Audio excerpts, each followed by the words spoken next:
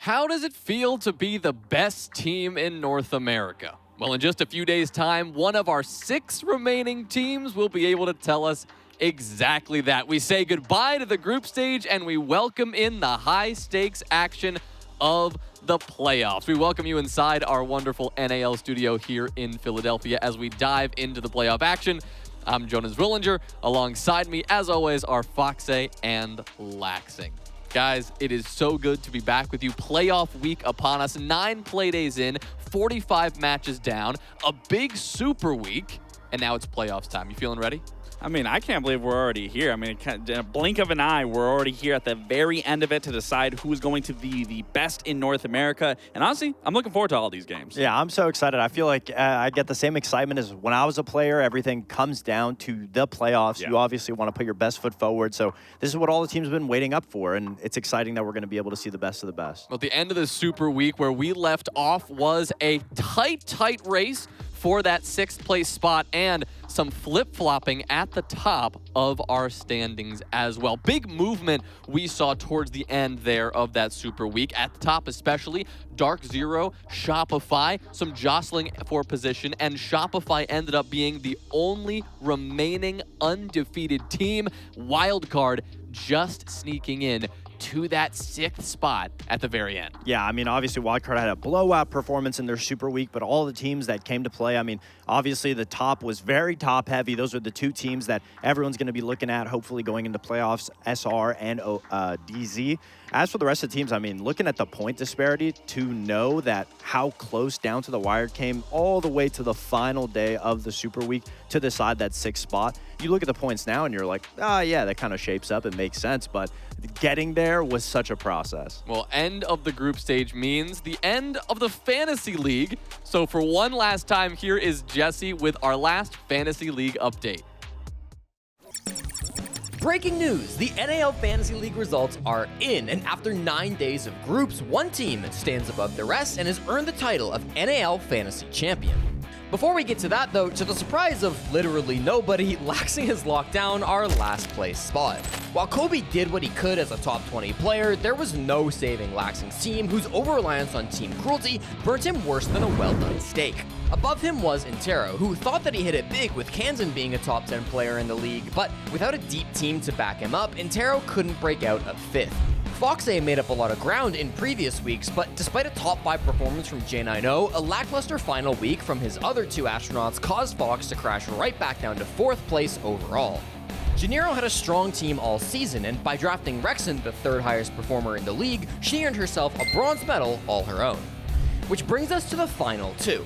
Lynx has led all season with a power core of Pamba, Surf, and Diffuser, but X has been making gains, and as the dust settles, it was actually his players of Ambi and Citizen that ranked 1st and 2nd overall.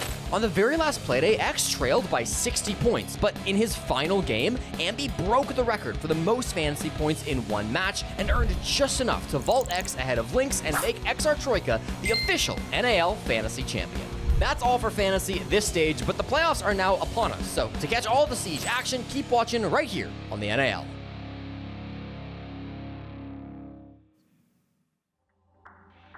Well, big congrats to Ollie for taking the 1st place in Fantasy, but you got to admit, Fox, it helps on the last day of the stage when Ambi drops 20 kills. Yeah, I mean, that got him a lot of points.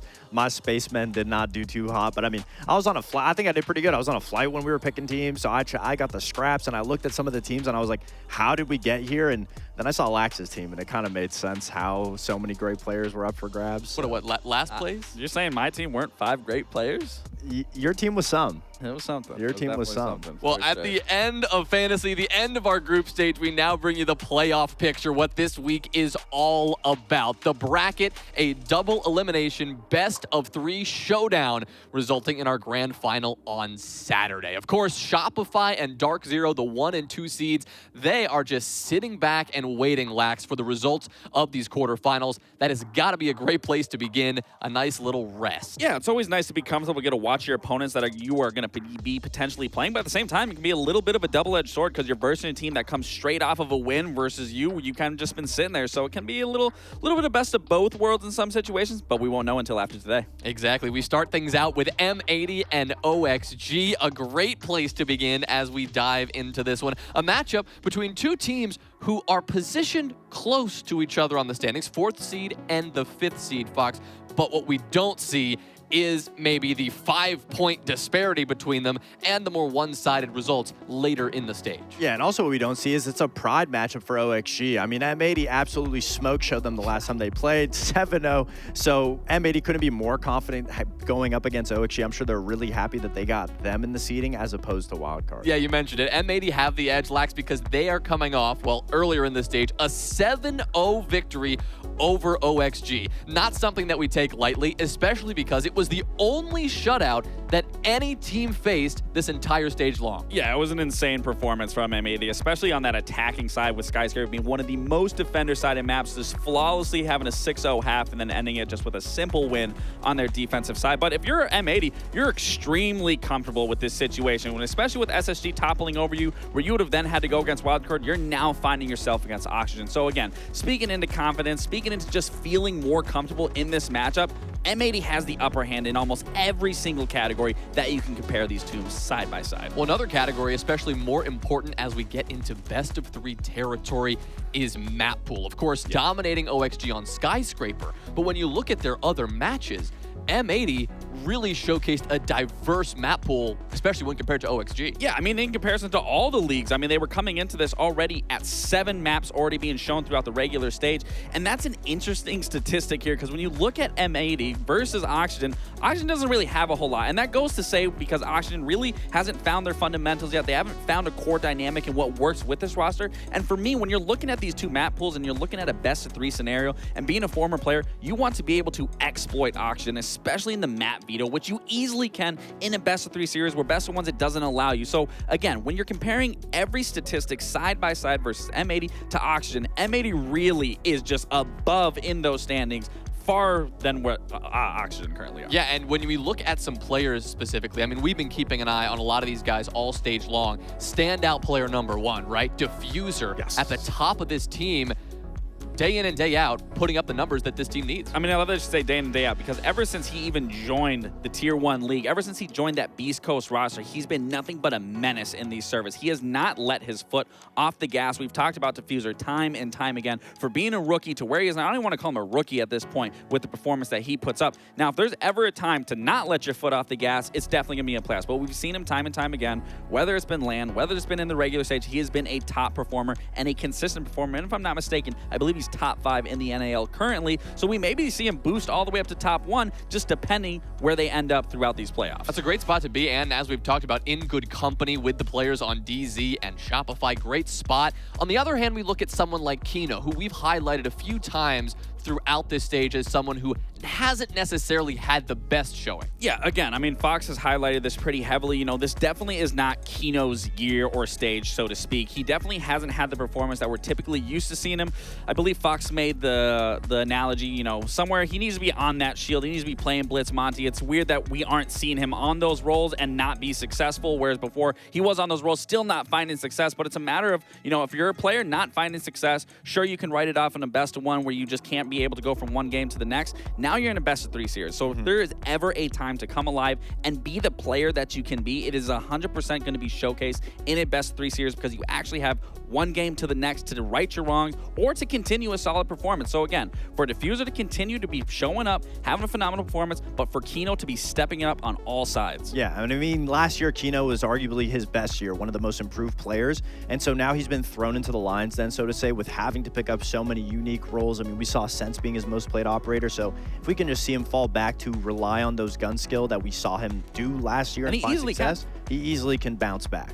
Well, he's looking to bounce back, and as a team, it feels like OXG are also looking for a little bit of that recovery. As we said, 7-0 against this M80 team earlier on in the group stage, but not a great end to their super week either. They open things up with a win, but then they end up with back-to-back losses against SSG and C9. Yeah, it wasn't the end that we wanted to see from OXG, especially since we talked about them getting that team house helping them, because OXG is such a big mental team. If they lose a couple of rounds, it snowballs. If they don't get that opening kill, it snowballs. And that's been the biggest issue for OXG, is the opening kills. They are one of the worst teams, the worst team in playoff contention right now currently, statistically, when it comes to opening kills. That's their biggest issue, is identifying who's going to go in. Yes, you're going to look to players like Gomez to be able to fill that gap, but if things don't go right, especially in how dynamic the league is right now, if Gomez can't get those openings, who's going to step up next? And that's where OXG finds himself, is they're unable to really figure that out. They're 7th right now in the league as a whole. So there's an argument to be made that they didn't necessarily deserve this playoff spot, but they do have the team house, they do have the coaches there now. We did see some big improvement in the playoffs, in the Super Week, so to say. So if we can see OXG use that on the opposite end of the mental game to snowball them, they will look a lot better, hopefully, coming into the playoffs. Well, you asked the question, which is that player that they can rely on to help them in that category? I think the answer coming into last week and at the start of the Super Week was Yaga. I mean, he was trending up, and up. End of last week, maybe not so much. Yeah, I mean, if you had the Yogg stocks, I mean, you're broke. You lost the house now. He was so strong in that wild card game. That's what gave them the edge to be able to secure the playoff spot. But in their last 2 matchups against SSG and Cloud9, 4 kills apiece. It was really bad, really rough for Yogg. And a lot of people, every time he has a pop-off game, will say, don't know how prime Yogg was. Yogg was so good. It's nice to see him come back. And this is a situation where we need him to come back. OXG desperately needs a player like Yogg to step up more and foremost in the playoffs, because everything is on the line. And that's something that when we talk about the mental team, mental players, Yogg is a huge mental player. He needs the energy behind him. Everybody on OXG is very quiet guys, and Yogg is going to be that difference that makes or breaks OXG. If he has the energy, if he's keeping everybody alive, has that good vibes when it goes into the server, everybody else is going to play great. But it's a double-edged sword, because if he's down on himself, if he's negative, that negativity, I know from playing with him, can really hold the room down. And I think he is the first step to OXG fixing that mental game, and it needs to start today. All right, well, we know that Oxygen want to avoid Skyscraper. That's no secret. That's where these two teams faced off last time. Should hopefully avoid it. When you do look at maps that would favor them, Laxing, is there anywhere that you think they should go? Again, M80 realistically control this entire pool. So the fact that we're seeing Skyscraper gone, that's already a huge implication. Oxygen is coming into this with the right idea. Removing Consulate, not bad either. You haven't shown it. Labs coming out of M80. This makes perfect sense. They had their, I believe, their second win over LF. I mean, not over LFO. Was it their first one? I think it was their first one. They played Envy 7-2. So a great start for M80. Good pick. Cafe is a little interesting. I don't know why you're going to allow Oxygen some sort of comfort. Granted, their wins weren't very convincing. I mean, they won 7-5 versus LFO and then 7-4 versus Wildcard, which I would say that game alone looked far better on their attacks. But so far, nothing special on Cafe. Still surprising to see Cafe being let through. And then Lair. That's actually the 8th map that is in now M80's map pool. That's crazy. I mean, as for OXG, I mean, we saw it. They only had 4 maps played throughout the stage. Yes. They banned Skyscraper. They banned Chalet. So, yes, we're in a situation where it's the unknown. OXG have been able to hide a lot of strategy when it comes to some of these maps. That being said, we could also use the argument of OXG isn't confident on the 2 maps that they have shown. I mean, you shouldn't be confident on Skyscraper. But that being said, are they going to put up as good of a performance when they don't have something to educate themselves on a loss on? You know, I would have liked to see Chalet go out instead of a Lair potentially, or Chalet come out a little bit sooner. It just puts yourself in a situation where, yeah, you're not confident on the maps you lost. You didn't make any changes to those maps. Yeah. Now you're going to an unknown just because M80 doesn't have footage. See, I think for me, especially with going into Cafe more so than anything, and M80 allowing that to go through and allowing Oxygen to feel comfortable, I think in some areas it's kind of smart because you can exploit their attacks, you can exploit their defenses, but at the same time, there's still 5 professional players that have played on very good rosters that can adapt if need be, especially when the pressure's applied here where you need to be perfect. We talk about Yaga. So I think realistically, M80 wants to get this done in a 2-0 fashion. I don't believe they want to go to a Lair, but again, you're allowing that chance of comfort, and especially for a team like Oxygen that hasn't found their foundation yet, hasn't found a solid map pool. For me, it's a little bit of a risk to allow comfort where you could truly exploit them in this map pool and make them play a map that isn't so comfortable, that even if it's not comfortable for M80, at least they have the structure, at least they have the foundation. Yeah. So if Oxygen really wants to win here, they have to win Cafe. By all means. They definitely need Cafe, because the biggest issue for me is they're struggling on small maps that should force you to be able to play off of each other, Skyscraper, Chalet. They're going to 2 big maps. First map's Labs, last map is Lair. which is not boding well for OXG when they have an identity crisis of finding that entry. Who's going to be able to force everyone to manage time? Who's going to make the difficult push if they don't have a shield? And that's the biggest issue. On a map like that, you need multiple entries all around the map. OXG doesn't have that right now, and they're not going to have the time to be able to play with it to open up the site. Well, it sounds like you both think M80 have the upper hand here. The map don't change that a ton. Do you think they're still going to take this? I absolutely think. I think they're shooting for the 2-0. They really don't want to have to show layer maybe until later into the playoffs. I mean, the fact they're even willing to have it up already says a lot about their map pool in general being 8. But yeah, I mean, starting out Labs, they already had a very strong showing against Envy. I can't imagine that Oxygen is going to bring something that's really going to stump them. No, I think M80 wins. Like I said, OXG is currently 7th in the opening engagements department. So, you know, that just being said means that they're fighting for their spot to prove themselves that they earned this playoff position. All right, well, it's an uphill battle for OXG. M80 looking to come out swinging if they can. It's the opening round of the NAL playoffs, and it starts right now. We've got Parker and Jesse on the call. Well, thank you very much to the desk. This is going to be a big day as it sets up what comes next for the playoffs. Jesse, today doesn't have to be the be-all, end-all for these teams because there's a lower bracket. But it will give us a great glimpse into how these teams are going to go about the playoffs and if a best-of-3 series is something that a team is better suited for than best-of-1.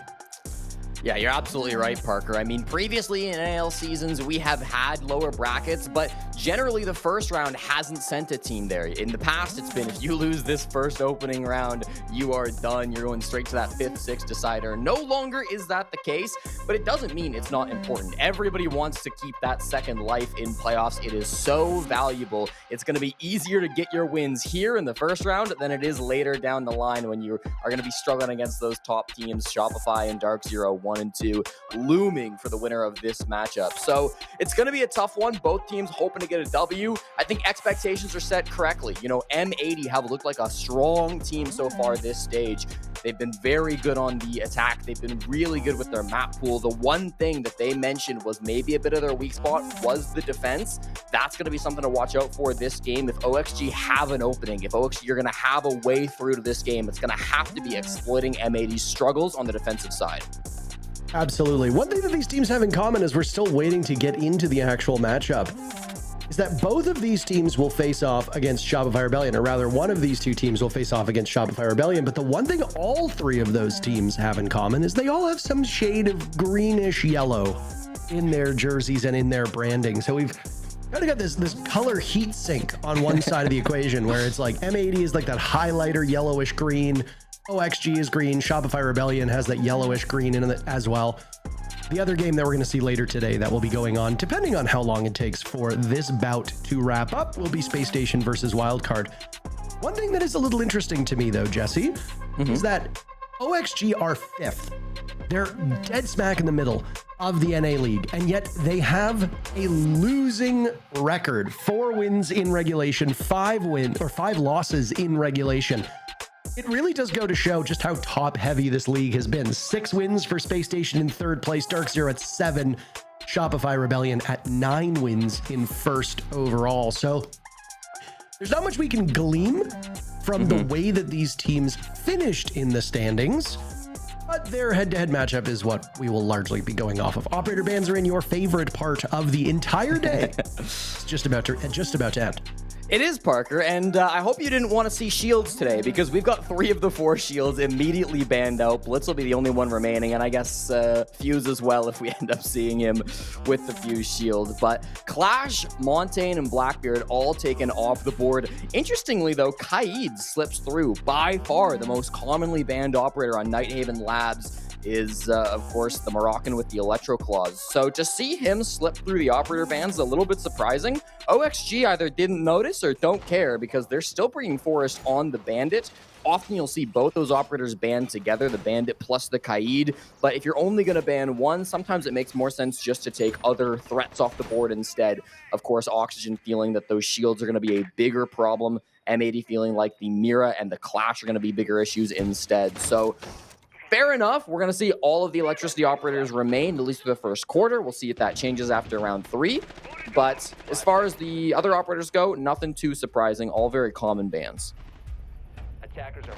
Still time for a third ban to come in on both sides. For those that haven't really tuned into the changes that came about with Siege X, a third operator ban will occur on both sides after the tail end of the third round, which for people that are keeping track, that would be the quarterway point of a match, or the halfway to the halfway point.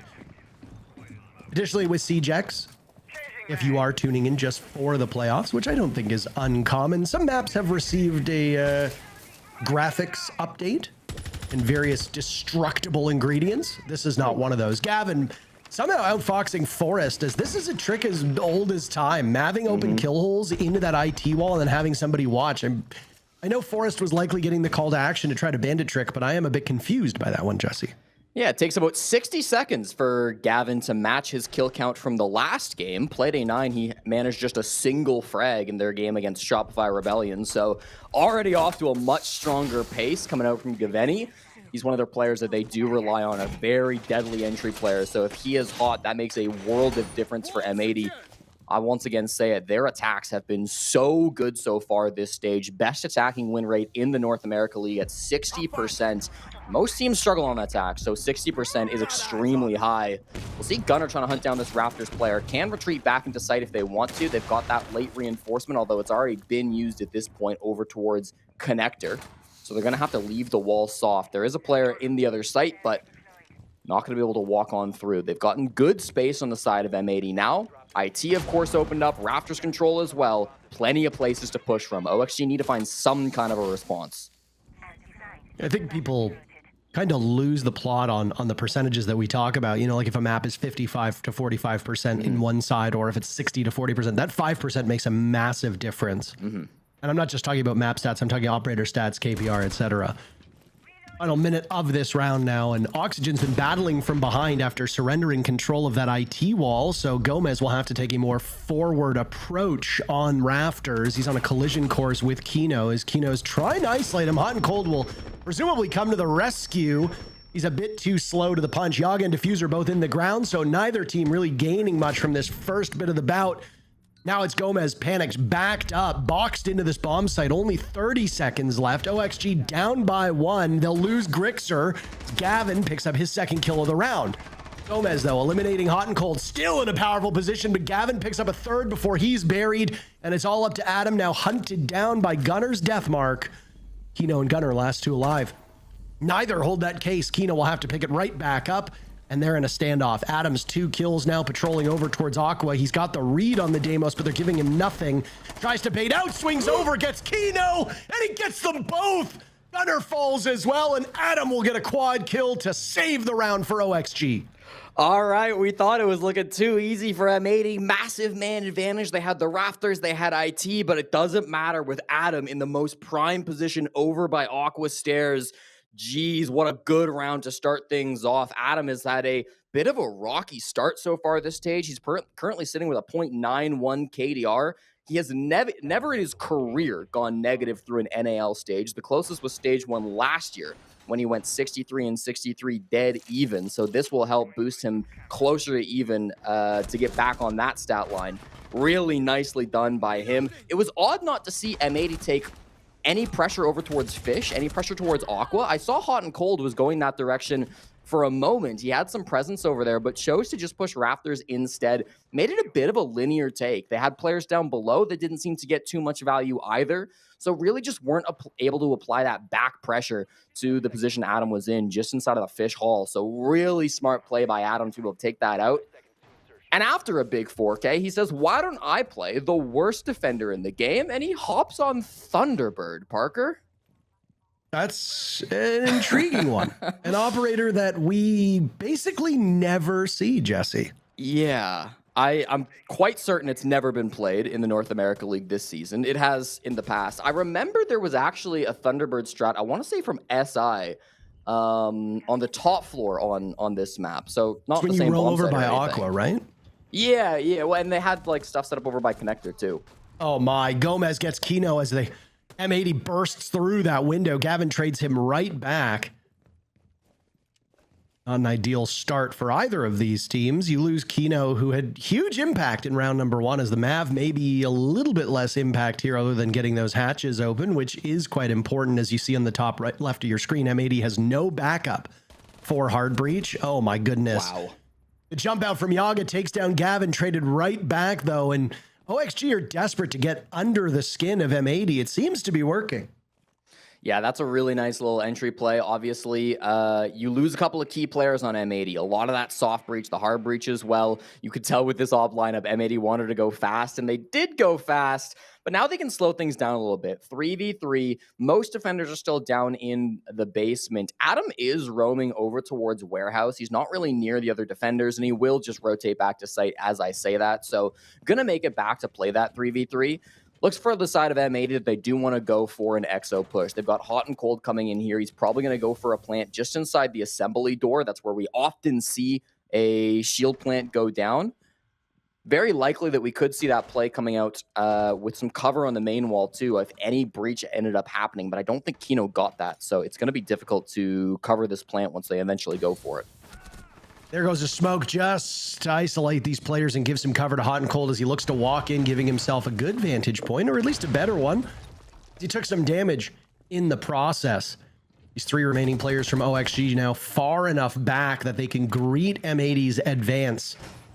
Adrenal Surge will go out, still 1 in pocket for Diffuser, as it will give a bit more HP to M80, which he will be desperate for this execute. Nitro Cell primed and ready from Grixer as M80 looks to walk into the bomb site. Hot and Cold has found his entry and he gets baited into a plant, then falls off. Grixer ripping that Nitro Cell is heard by Hot and Cold, and there's a very delicate juggle here. Gunner on the ground watching. Final Adrenal Surge has come out for Diffuser as OXG are just ever so patient.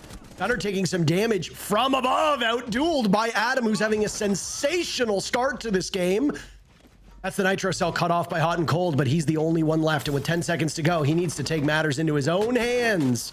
A little bit of a do-see-do. He punishes Forrest, and now it's him versus Grixer with just seconds left.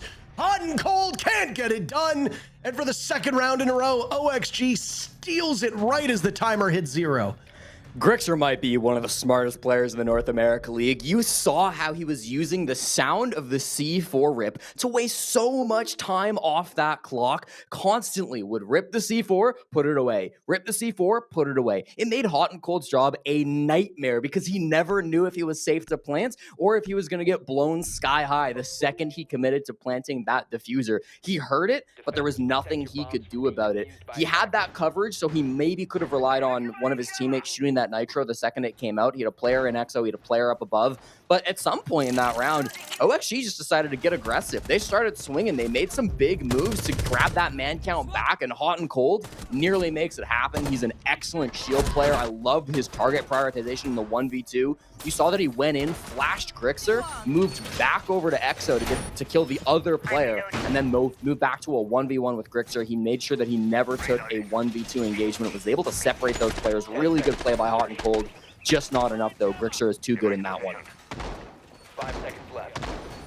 Not the exact start that M80 wanted here on this map. Nighthaven Labs is at the bottom of the play rate when it comes to the NA League. Technically, it's in second last. Just 3 fewer rounds have been played on Skyscraper.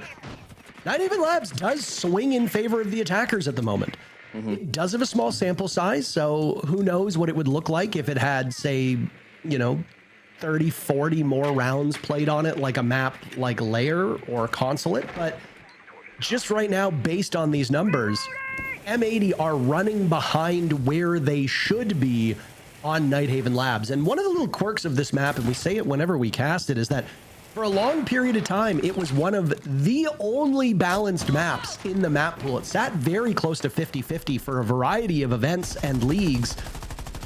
This time it's swinging towards the attackers, which is not the only map to do that. Cafe Dostoevsky, which is the most played map in the map pool, which is actually up next, is also attacker favored. So it's not abnormal that we're going to see some attacker-sided maps, but if you're M80, you need to start putting rounds on the board. Typically, if the attackers have an advantage, you're looking at a 3-3-4-2 score line in favor of the attackers. That means OXG needs to get 2, maybe 3 rounds to feel comfortable. They're already there, and we're only 2 rounds in. That's cause for concern for M80. Tertiary bomb site should be the best opportunity for M80 to get one back. Going down 3-0 on the attack never feels good. You lose a full site rotation. They've got good space here inside of jungle, but there are players just on the other side of that wall. Inside of CC, you see Forrest hunting the drones. He's got Adam right next to him. Gomez isn't far behind either. So notice how OXG are really clumping up. They want to be able to take trades when M80 try to push this top floor. There's not really a good way for M80 to push the site if they don't clear these players out of the top. So they need to engage with these guys eventually. It's just going to come down to when and how. First duel is going to come out in favor of OXG. Forrest was involved in round number 1 on the wrong side. This time he gets the last laugh, or the first laugh, I suppose you could say. Adam and his 5 kills leading the team are now in the grave at the hands of Hot and Cold. These teams are keeping things awfully close. There's been very few instances where one team has run away with the kill feed. Hot and Cold will find a double kill. He gets... He'll have more work to do now as it's Kino punished. 0-3 on Kino, playing on that support role, but finding very limited value outside of opening up that IT wall on the Maverick. He was also the first death in the previous round, so he wasn't able to have much impact on the American operator. Both of these teams into a 3v3, a very familiar line, but way less time for M80 to deal with. Only 15 seconds to go. A round that has flown by. Blink and you miss it, Jesse. Hot and Cold attempting to get the plant down. He's been unsuccessful through the 2 rounds that he's tried. Gavin will refrag as Hot and Cold dies. Down goes Yaga. Gomez on a single point of HP, along with Grixer with no toxic gas. Means they'll have to go out swinging, and they will.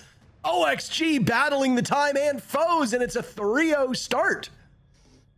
Grixer and Hot and Cold, 2 of the most experienced players in this lobby, have been dueling through the first quarter of this game, and they're going to continue to duel as this game goes forward. Houghton is desperate to get these plants down. Round after round, he's trying to get it on the ground. M80 have been a big objective team so far this season. They've got the highest plant percentage out of any team in the league at 45%. It is their bread and butter to be able to put that defuse kit on the ground. It's why they're the best attacking team in the league.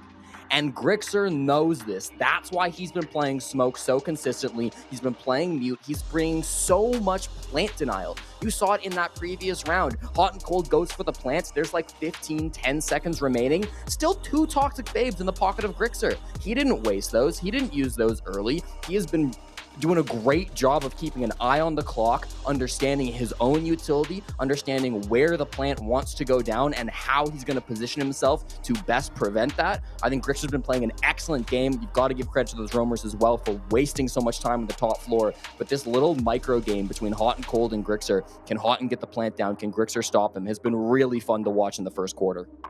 Yeah, I've been quite impressed with the ability for OXG to keep M80's hands full and deny the ability for them to get the plant down. I think there were a couple good opportunities in round number 2 when Hot and Cold was tucked into that corner in the default spot. But that, again, that little duel that you said, and you complimented Grixer at the tail end of the round for his intelligence with the way that he was baiting Hot and Cold with that nitro cell. And now it's just... there's layer after layer for OXG. Their roam game hasn't really been something we've talked about much because it hasn't been a huge focal point, but the mid-round onward is where OXG has been shining. And they've been able to create these layers, whether it's through a zombie, whether it's through clever reinforcements and walls being shot out, as you can see right now. They're currently reinforcing 2 walls, keeping open an upside of the wall that isn't usually opened up on rafters. Usually it's the opposite side that we tend to see teams favor. And then they're going to likely keep Gomez in this same spot where he played in round number 1, just throwing out Kiba barrier after Kiba barrier, creating all these hurdles and all these obstacles that M80 has just frankly been quite slow to get ahead of or get around. Excellent start for OXG either way. And frankly, I know that there are people who had some serious doubts. The social poll was 75-25 favoring M80, but OXG is stunning me, and I'm sure stunning the audience at the moment as well. Yeah, and I mean, you're right. The roamers aren't winning the rounds for OXG, but they're also not losing the round. Consistently, they're trading out even. They're wasting a lot of time. They're sending things out with good numbers. So they're setting up their anchors to win the round, which I think is still doing a great job. Maybe not as flashy, but still having a strong impact. So everybody on Oxygen working as a real unit. This is the first time they've played Nighthaven all season. We haven't seen it from them once. M80 2-0, undefeated, 7-0 victory at Reload, and then a 7-2 victory in the North America League 2. So this should be favored ground, but that has not been the case on our first day of playoffs. Operator bans have gone back through. The Demo's taken out. That was not hot and cold, used quite well over the last couple of rounds. And then, of course, the Kaid as well. I said it, the most popular ban here on Nighthaven Labs. So not surprising to see it go. But Forrest, he's been favoring the Bandit anyways. So I don't think he's going to be too upset by that. I don't know if you saw it, but there was some chatter on social media amongst the M80 guys saying they got absolutely stomped in scrims. Oh my goodness, this round is not going any better for them. What a huge C4 by Forrest, taking down not one but two players of M80, one of which is hotting on that shield with Diffuser. This is really quite poor for M80, and they'll swing back. Oh my goodness. Oh. How did Adam pull out a double kill to win the round there? Blink and you miss it, I said earlier, and now, my God, it happens yet again. 4-0 for OXG. And it's back-to-back opening picks from Forrest. We said we wanted something out of the early game. Well, there it goes. Forrest, back on Space Station, played M80 in round 1 of the playoffs last year, and he got smoked. 7-3, 7-3. He then described this last Playday 9, as a disaster class on Chalet. He certainly had his struggles over the last long-term pass, and of course in the near pass too, with OXG on a 2-game losing streak coming into playoffs. But they've clearly figured something out. They know how they want to take up against M80, perhaps expecting where a lot of these pushes are coming through, reacting to the sound cues, really being understanding of where M80's pushes are coming from, and punishing them so hard.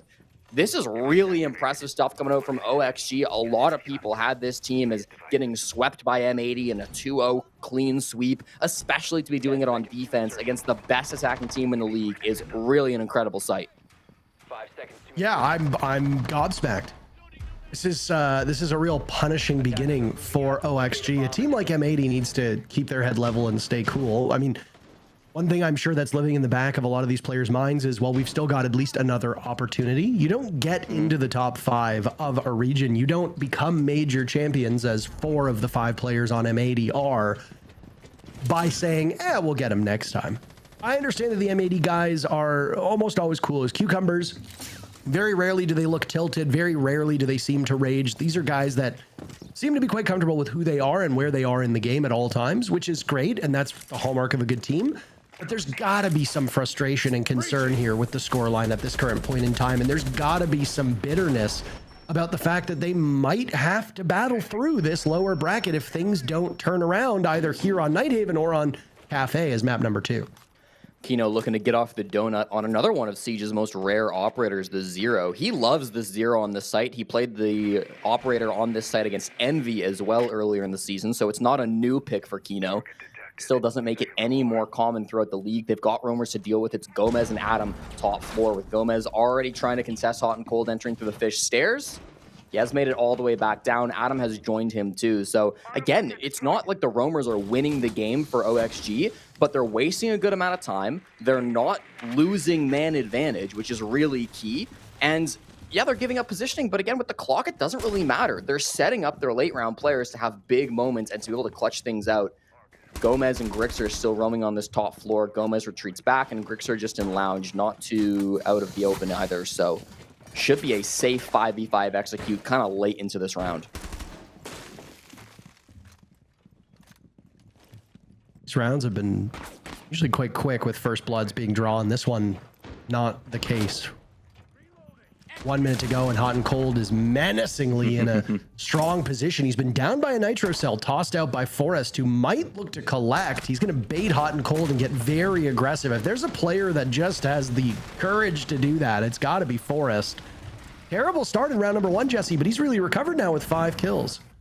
Yeah, back-to-back-to-back opening picks. Foxay mentioned on the desk how OXG have one of the worst entries in the entire North America League. That has not been the case today. They have dominated on those openings. It just feels like M80 can't find a gap. No matter what they try, it's always being expected. And once again, it's not M80 catching them off guard, it's Oxygen.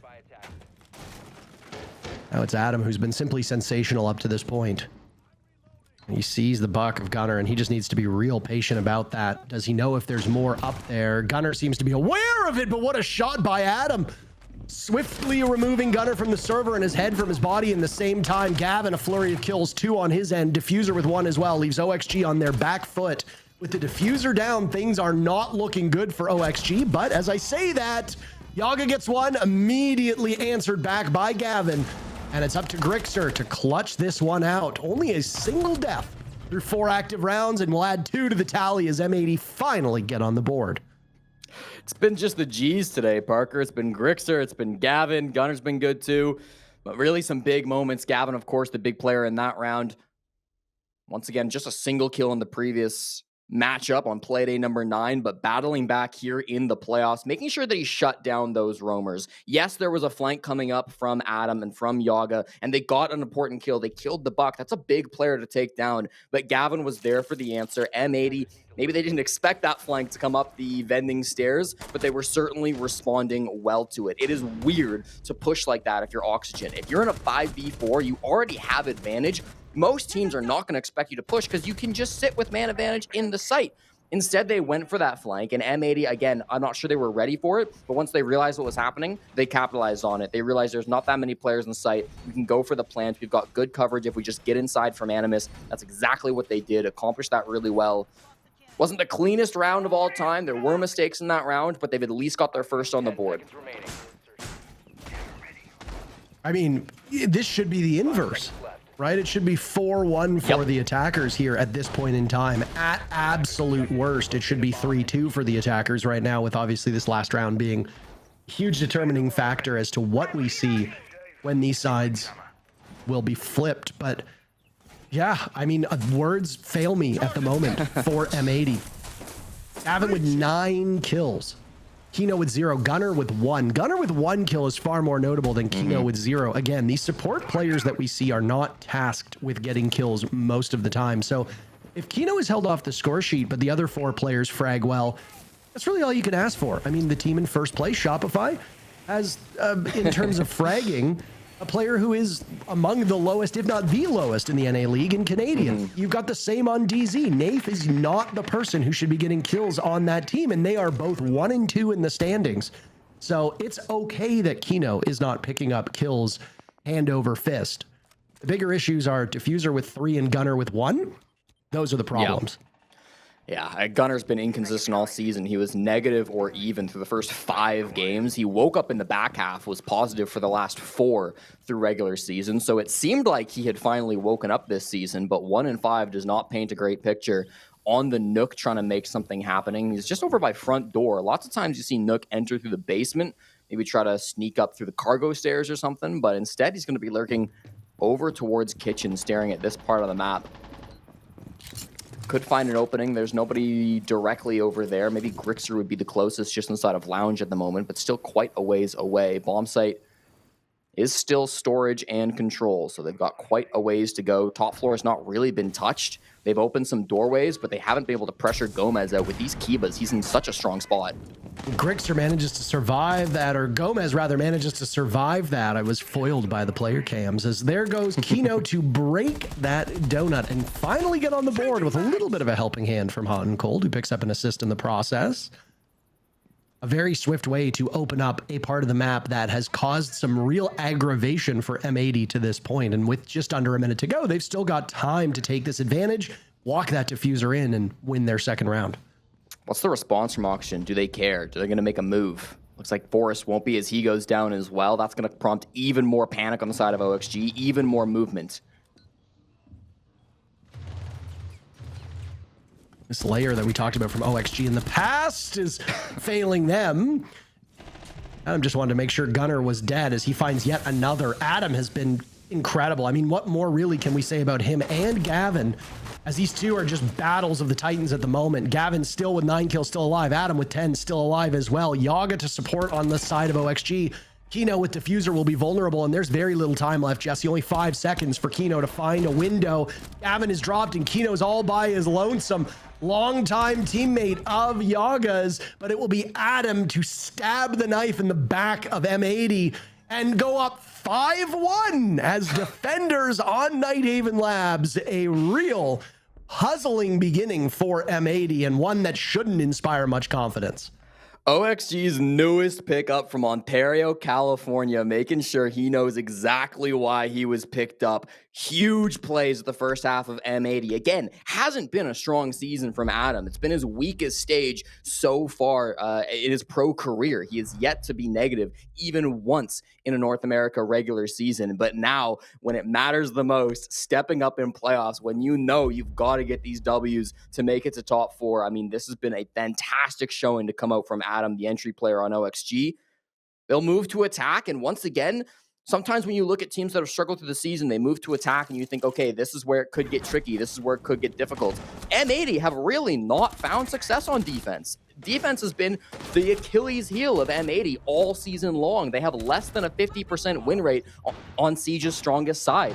So for Oxygen, you kind of got the hard part out of the way first. A 5-1 half to start things off. Now you get to attack, and OXG's attacks have actually been better than their defenses anyways this season. So they're looking really good to close this out and steal the map pick of M80. Yeah, but there's an awful lot to talk about between these teams, but really that is the storyline, right? OXG, this huge rebirth on a map that is familiar enough to them, but wasn't a comfort pick of their own, and they did a great job on the harder side based on the numbers. And again, I will say, it is possible that we are being betrayed by a small sample size here, but for sure, Nighthaven Labs has very rarely been an overwhelmingly defender-sided map. That I think we can all agree upon, no matter how much time has been played or how many rounds have been played in the NA League. This stage, this has never been prime ground for the defender. Certainly not so like you see like the old maps like Villa, for example, Clubhouse, another example of that. Cafe has been defender-sided for a while, but now it's breaking for the attackers as things get figured out. So yeah, I mean, OXG putting in what I would argue is one of the finest performances that we've seen of this new roster, and it's coming at a great time, right? They want a date with Destiny. Destiny's name is Shopify Rebellion. That's who awaits one of these teams, and I would like to remind you that A, the losing team does not go home. There is a lower bracket, and B, Shopify Rebellion are undefeated. So no matter who wins here, they will have their hands full. I know those SR guys are watching this broadcast right now and are probably a little puzzled with the result too, but are eagerly awaiting whichever of these teams emerges to play against tomorrow. Grixer salvages that wall. He botched it at first. Usually if you put 4 pellets from Habana at the top, 4 at the bottom, you can make it fully soft, destroy the reinforcement. It didn't work at first, but with one more set of X-Kairas, he cleared out the reinforcement for good, managed to make it soft, so no harm, no foul. They will get the IT wall open. It's not easy with M80 banning out 2 hard breachers on their side. You can bet that Habana is likely to be the 3rd ban, if not a Maverick, so it's going to get very difficult to get these walls open. Very different banning strategies from both teams on the defense. Doesn't mean that it's going to be free just because you have the IT wall, though. They've still got to get some kind of control over connector. They would like to be pushing in through electrical alongside their push in IT. Lot of setup from M80, though. This is going to be their 2nd Nitro heading towards the electrical window. It's thrown a little bit too short, and OXG survives because of that. The only player who's taken any damage on the side of Oxygen is Yaga, who's rocking the shotgun on the Ying, so those Candelas will discombobulate the senses pretty effectively, and then you just need to follow up with the shotgun. And it looked like it was Diffuser was first line of defense. Yaga a bit reluctant to take that engagement and losing the duel when he finally does. Gunner got the first kill on the side of M80, but Grixer picks up a double as now Gomez might have found an opening through the back of the site before Kino says not today. Forrest out dueling him, and we just go back and forth forever. Diffuser and Forrest both at 1 HP. The clash of hot and cold still upright. Grixer attempting the defuse plant. Forrest now watching as Diffuser attempts to get closer. He's downed Forrest, and Grixer's isolated now, but Diffuser knows a single bullet will remove him from action. Now it's Hot and Cold's attempt to get in on it. Diffuser waiting back as Hot and Cold is the bait here. OXG looking for match point, by the way. Diffuser's been downed, and Grixer can't pull it off as Hot and Cold reads that one so well, and will give a bit of hope on the side of M80. The first round as defenders and a first successful defensive win. Matthew Stevens, the #1 clutch player in the North America League, 45% success rate when he gets put in a clutch situation heading into this game. He will increase that tally with a big 1v1 then coming up over Grixer. I was very concerned when Diffuser went down. A 1v1 is Clash, especially after Diffuse Kid has gone down, is not an easy prospect, but Houghton played that really smart. They used the clock. Often as a defending pair in a 2v1 after Plant went down, you get really nervous about that time because once it goes down, it is not coming back. That 7-second mark is your deadline. But Houghton didn't panic. He kept his shield up for the majority of that round. He waited for his moment, waited for that ring around the rosy situation where he had the freedom to pull out his SMG, took the gunfight when he could. Excellent shield play coming out from Hot and Cold. That's going to get M80 their second round here on Nighthaven Labs, and an important one, too, for their first on defense. I mean, maybe we are just looking at an absurdly defender-sided Nighthaven Labs between these teams. Obviously, way too soon to tell with it just being a single round for M80, but very smart plays by these teams, and one little bit of creativity that we witnessed when it was OXG as defenders and M80 attacking, and now through that single round of the second half, is the ability for somebody to sneak in amidst the action. On OXG, it was Adam who would take advantage of the disarray that their opponents would be thrust into. On the side of, I believe it was Gomez who found the same on OXG in the previous round. Forrest had some great looks at it too, but then on the side of M80, Gavin had some very good looks where he'd pick up one or two.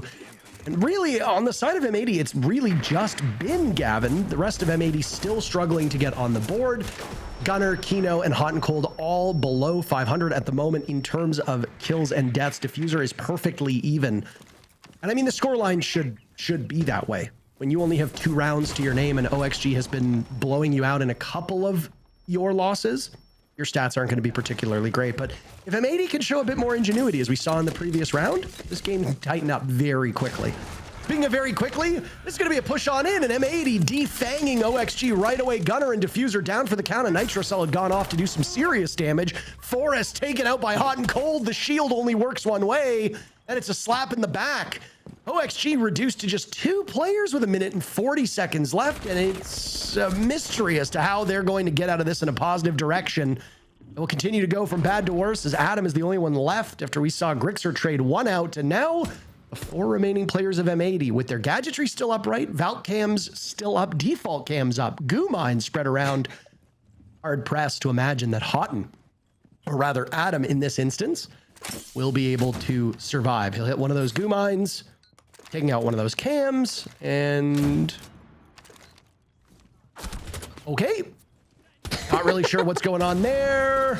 Adam dodging away from that nitro cell as for whatever reason, those Zofia explosions are unable to take out the bulletproof cam, and Gunner will get the final pick. M80 now 2 in a row. I like the attempted rush. They got everything opened as fast as they wanted it. They had the IT wall open really quickly. They had the garage wall open really quickly. They didn't have any reason to keep waiting, so they decided, let's send it with the Blitz. Let's send it with the Ying. Unfortunately, the Ying went down really early. Gunner had a good cross from the bottom of Warehouse. He managed to catch the Ying, who was just busy blinding Hot and Cold, and then I don't know how he got it, but Hot and Cold managing to melee out the shield was a big pick.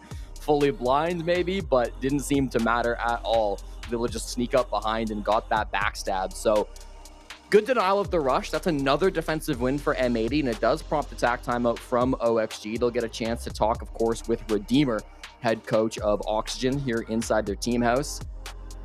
It's been not the most favorable second half so far. I'm not sure if they were expecting this double hard breach ban. It is something we see pretty often on Nighthaven Labs, but it's not something that OXG themselves chose to run for double hard breach. So without them banning out the Bandit or the Kaid, it's going to be, I think, difficult going forward to get some of those walls. Hasn't been the biggest issue so far, but especially I think when that third ban comes in, if it does end up being a Habana, could be really devastating to their chances. So lots of problems still to solve if you're Oxygen. You like the scoreline at the moment, 5-3, but doesn't mean it's going to be an easy last 2 rounds to grab.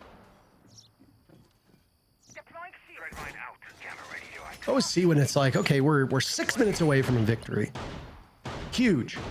It doesn't work out. It's a real devastating feeling. I mean, one thing that we can relate with the audience about, and the audience can relate here, is almost every single person who's watching this broadcast right now has been playing a competitive team-based video game.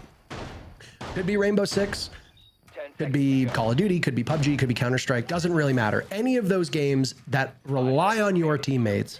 And you imagine, okay, great. Guys, we're in our very final round. We get the opening pick. Sick. We only need to get 4 more kills. That's it. And we win the game. And then slowly but surely you watch as 1 or 2 of your teammates just kind of softly throw. And you have no real way to fix it. And suddenly what should have been a relatively simple round has now completely fallen apart. And then your opponents win 1. And if it's a game like some of those aforementioned ones, then there's an economy system, which means that your opponents now have the upper hand for another round or 2 rounds or 3 rounds even. And you have to sit there and endure this constant slide as victory gets farther and farther away. It's immensely frustrating.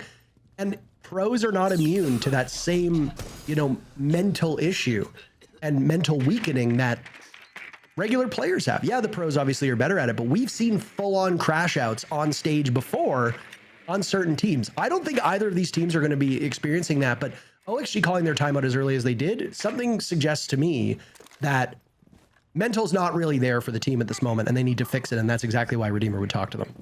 Yeah, the kitchen bomb site's going to provide a big challenge too. Probably not what they were expecting, not what they talked about in that TAC timeout. Doesn't stop them from getting the opening picks though. Grixer does find Diffuser, so that's the first of 4 to get match point, and Forrest is in a plant spot. He's under the smoke. He's just going to go for it.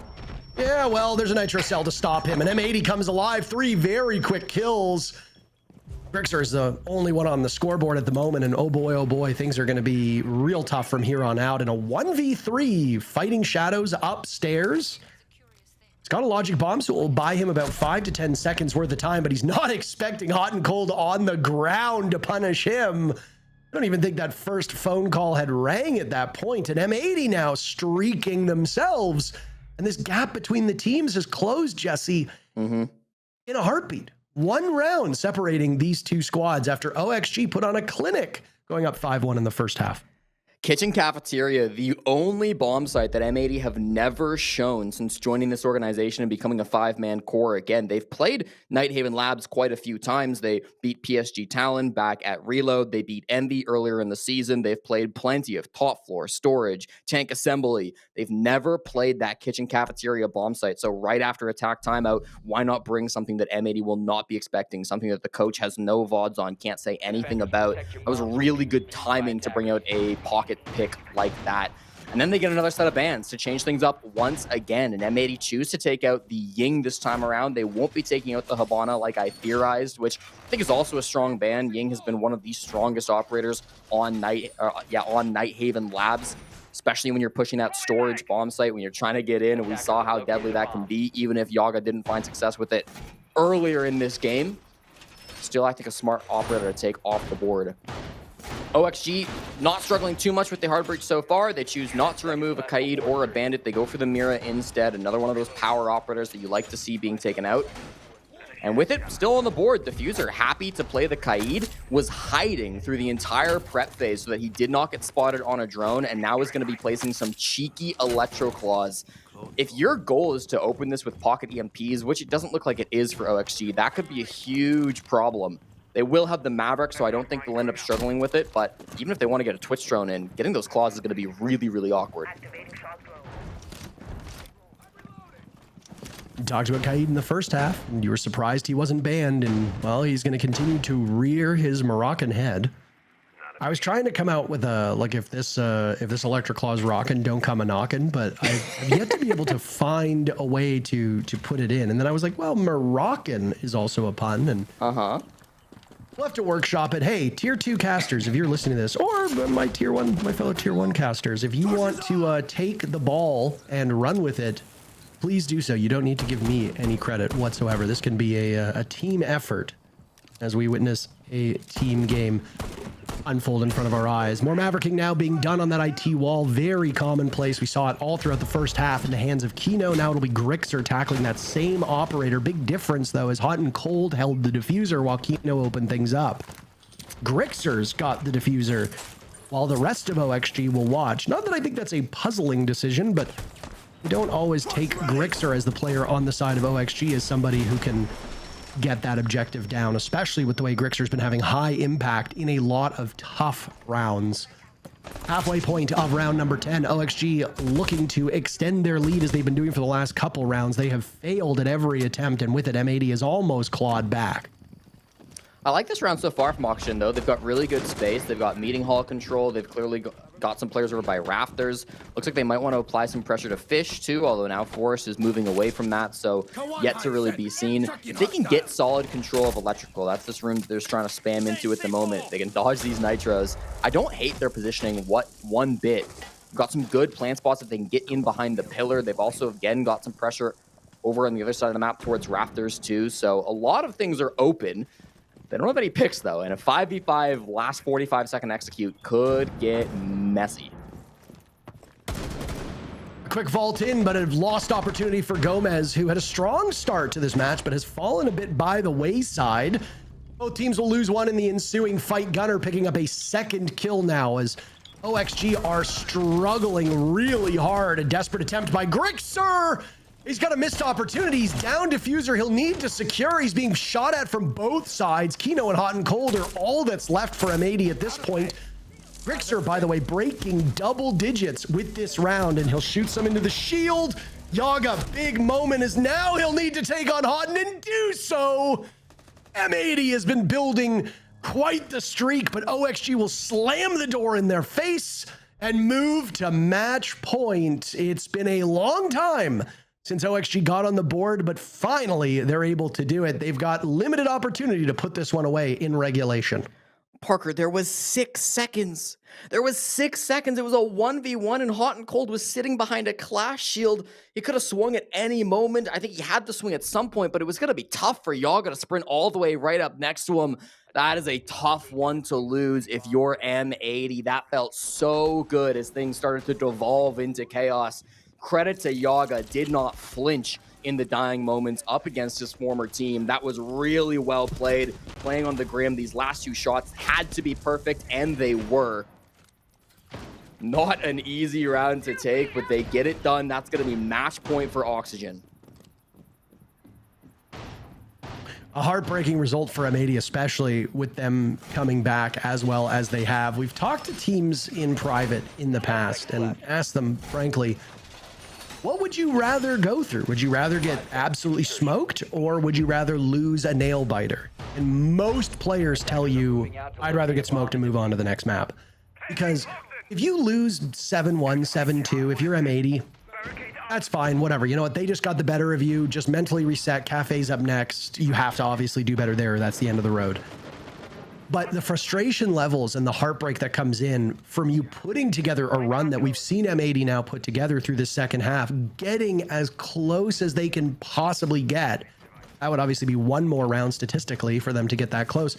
And then fall short at the 11th hour is devastating. And teams have said it's a lot harder for you to get over that from a mental perspective, because you really did give it your all. OXG are going to go for broke. Gunner will start things off. Forrest tried to get into the bomb site, but M80 are very swiftly throwing them right back out of the door that all of OXG entered through.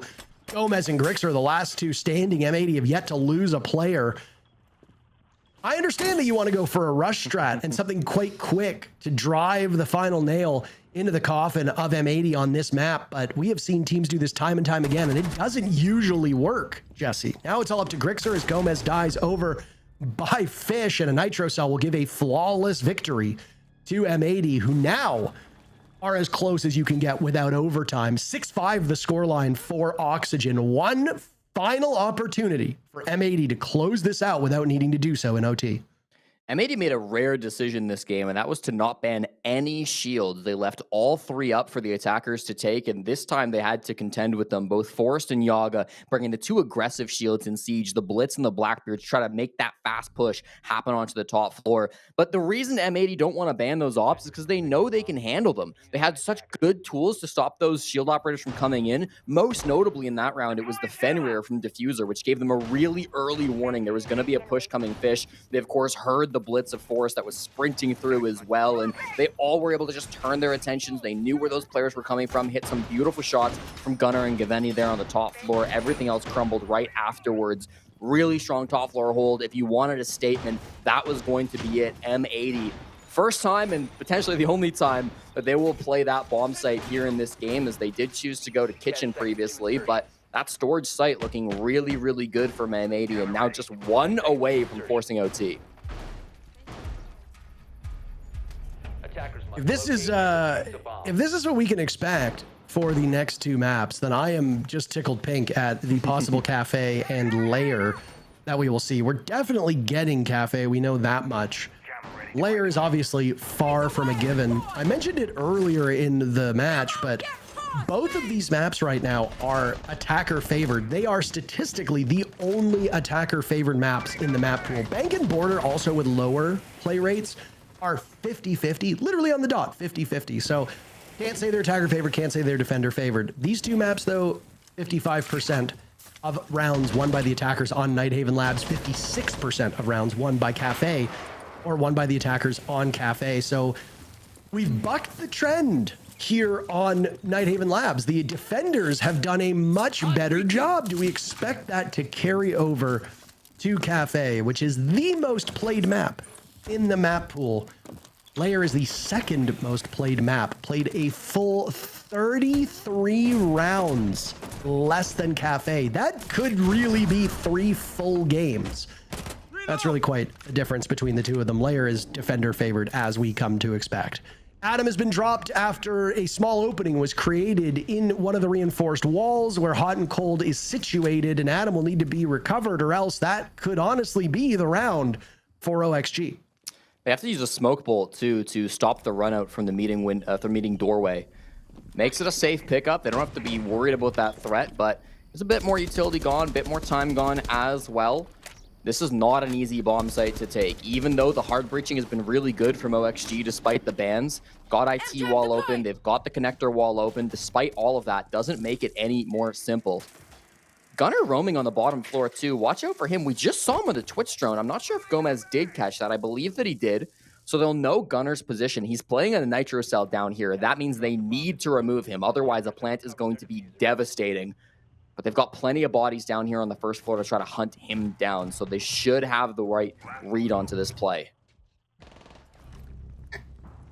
What remained of Adam is taken out by Gunnar. That was a great shot by our observers, by the way, to see that in action. Now Gunnar's on the run.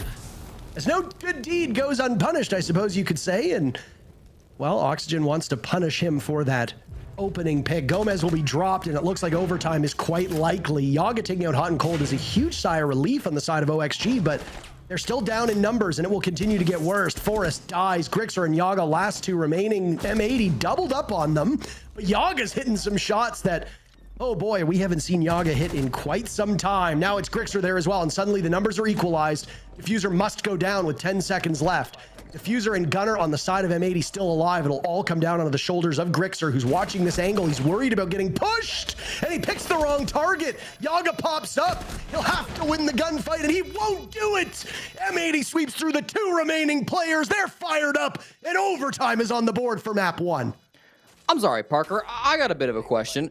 When the hell did Gunnar get to 9 kills? This guy was at 1 in 6 just a few minutes ago, and now he's not only having ridiculous stat lines, being 9 and 8 to end out that round and force us into overtime, but he's also playing just absolutely phenomenal Siege with the rest of his teammates. You saw in that 2v2, he knew that his teammate Diffuser was inside of Pillar. He was inside the other bomb site. So where does he go? he goes towards Fish, walks up the Aqua stairs, managed to make that pinch happen so that there was nowhere for Grixter to look whilst he was covering. He had to fight 2 players at once on opposite sides of the map. It just isn't possible. Really good positioning and timing coming out from Gunnar. He didn't get any kills at the tail end of that round, but he really was positioned in the right place to enable Diffuser, get those last 2 and win the round.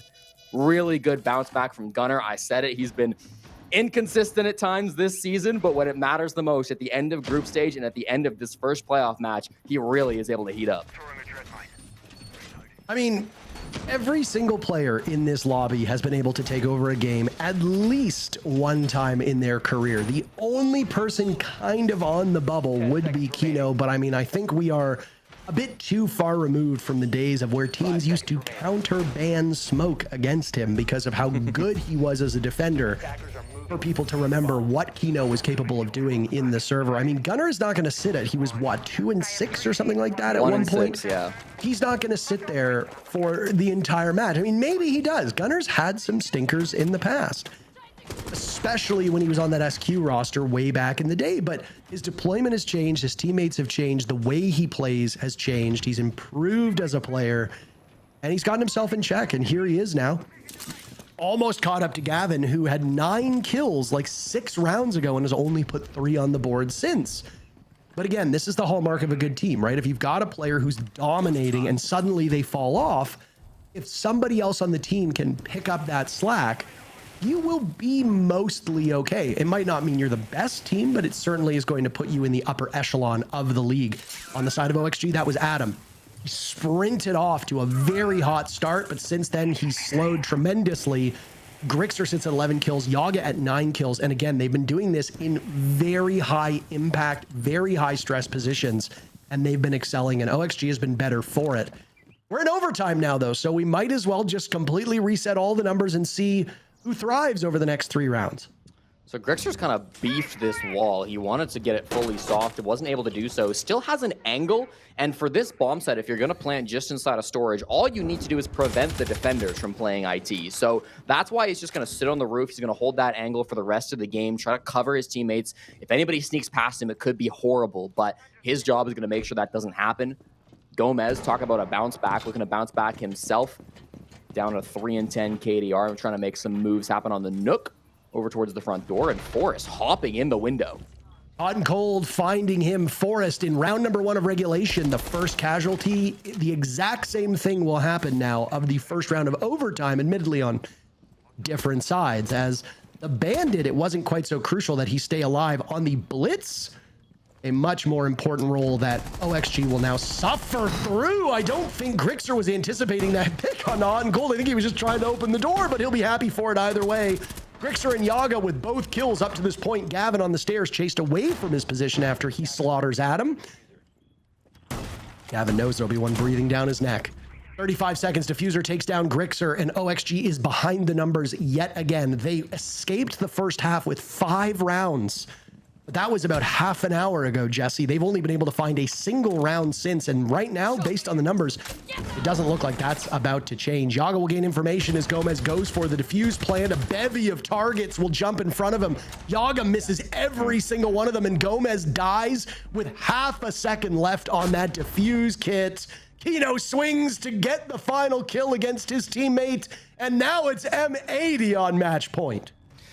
Really awkward push from Oxygen. It felt like at first they wanted to push storage. You saw them working on the IT wall. They had a lot of pressure over on that side of the map. But then when the IT wall didn't open, they started to panic a little bit. They got some openings over towards lounge. So they said, you know, maybe we can actually get a plant inside of control. The problem is planting in control sucks when you don't have top floor control.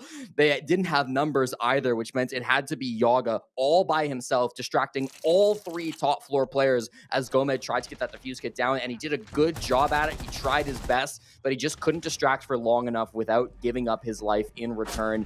Allowed just a slight moment for a defender up above Kino to take down Gomez.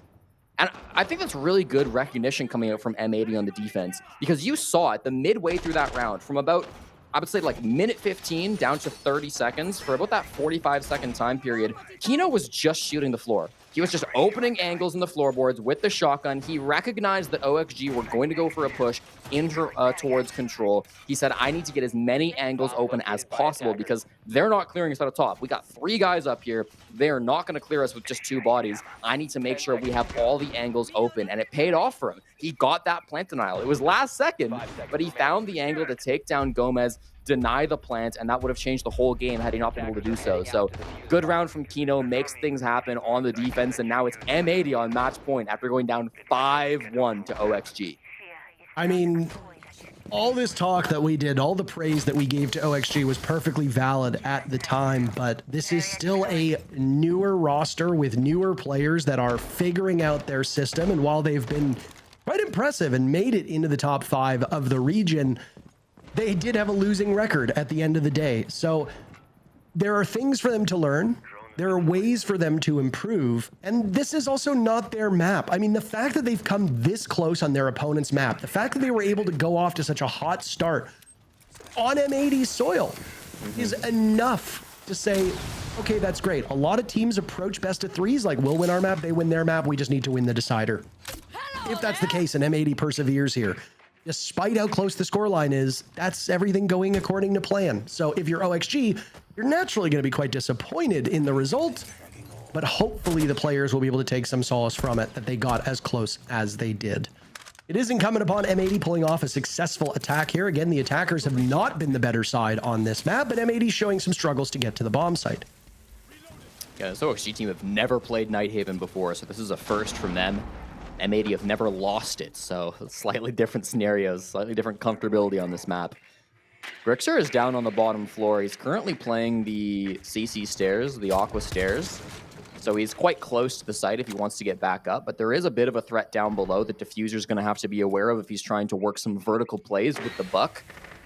IT wall is open. They opened connector wall a little while ago too, so it's going to be trying to work those vert angles to kill the players towards pillar. That's going to be Adam, and also down above Yaga, who actually wins the fight from above. Now it's going to be so much more difficult to get in through electrical if you don't have that pick. You still got the Glazakino, who's now made his way to positive at 9 and 8. Every single member of M80 has a positive KD at this current point in time. That seemed unthinkable, Jesse, after round number 5, yet here we are. A waiting game for OXG. There's a swing from Forrest to take down Gunner. Numbers now favoring Oxygen, with time still not quite at the point of no return for M80, but they are suffering through this. Gavin and Kino now reduced to rubble, but still alive, just a lot weaker for it. Adam on the ground. This will be a tough angle for M80 to fight if they don't know where he is. Down he goes at the hands of Kino, who swiftly answered back by Gomez. Gomez and Grixer, last 2 alive against Gavin and Hot and Cold. A showdown as Hot and Cold prevails in that fight. Gomez now last one standing, and he's going to have to get out of IT. Checking his corners, giving his position away. Hot and peels off of the defuse kit. Gavin watching from the angle as Gomez creeps up. And it's Hot to trade him out and give M80 the win. Both rounds in OT breaking in favor of M80, and they steal the map away from OXG. In an interview last week, Gunner said the defense was the one thing they needed to work on for playoffs, and I think it's fair to say that that improvement has shown here today. Doesn't matter the pressure, these guys are used to it. 5-1 down, who cares? Massive bounce back from M80. They do take their own map pick. Job's not done. It's a BO3, but that is the start that they wanted. I mean, I could not believe being on the side of OXG right now, how defeated I would be. But I mean, this is a effectively major winning team. They're going to have the staying power needed to win these tight games. M80 takes their own map despite the scare, but we're not finished yet. A best of 3 means at least one more map. We'll be back after this break.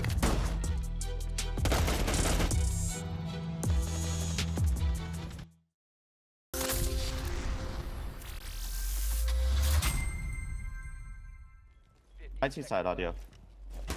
You swing right, Gav swing left. Right, Ready? 3, 2, 1. Don't see him. He's already E-box side. I'm looking up. Hammer. Nice! Come on! Go! Let's fucking go! Good grid! Listen. Good everybody fucking wait. grid. Listen. Wait to come back. I know how Guys. fucking awful that felt in the beginning, Oh my but we still had to win the game, and that's what we fucking did. Guys. Let's be better next map. Let's go. Toilet now. You have 1 minute to take. Gunnar just said it right there. Way to come back. How awful that started out for M80, and there they go. They take a thrilling overtime win. The third attacking round they won, or that anyone won this map, was the winning round of the map. A wild roller coaster to kick off the playoffs.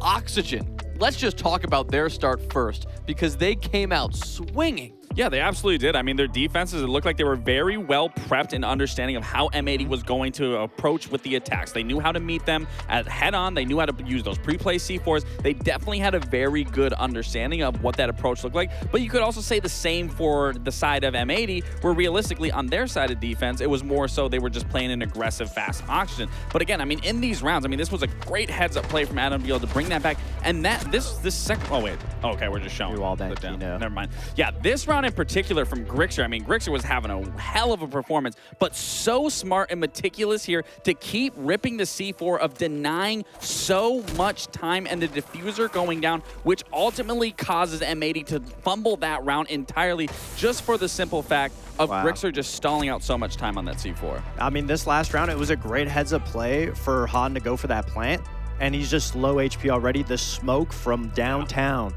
pushes him off. If he had more HP or was a little bit more forward, the smoke wouldn't have hit. And yes, we were talking about both teams struggling on attack, but at the end of the day, when we watch both teams attack, OXG didn't even get into the building some of the rounds. They were losing that first pick. They couldn't execute. They couldn't do much to be able to look like they were in control of an attack round. Whereas for M80, in my opinion, a lot of their rounds started out amazing. All of those first 3 rounds that we watched. First one, Adam big 1v2 clutch, because Kino planted a little too far. Second round, losing out to time, that Hot and Cold is in a 1v2 that he almost wins with the Blitz Shield. If he has more time, he would have been able to probably win that if he got the flash off. In round 3, Hot has more HP, he can get the plant off. If he can move the right direction forward, gets the plant off. All 3 situations where OXG won it because the roamers were doing a great job at stalling time, and they had good post-plant situations when it came to the utility.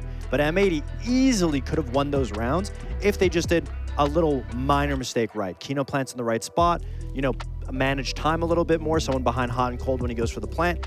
Any of those factors, M80 would have looked like they were in the driver's seat the whole game. Which that worries me going into the second map, just for the simple fact, you know, we compare their attacking sides, where M80 looked like it was a step by step by step, and then they would just lose in the end. Whereas Oxygen, it didn't really look like there was a step by step. It was more of like, all right, we're just going to go in, we're going to see if we can find a kill somewhere, we're going to see if we can find a gap and try to play off of that. I mean, you even saw in the beginning right there that we've talked about time and time again with Forrest being the first pick, having that shield, like that is such a key piece for your attack, and you're losing that as your first operator. I mean, it really worries me going into a map like Cafe where you need that leadership. You need that player to be able to create that headway, and you're the first one going. So hopefully Cafe, because of how linear of a map it is, they also follow a step-by-step than what we just saw on Lair. But again, for M80, I think, you know, it was that step-by-step. It just really came down to that mid to late round execute that they have been fumbling. But again, both sides' defense looked great. Attacks were definitely something. To summarize, yes, both teams did suck on attack, but M80 had it all the way through up until the last-ditch effort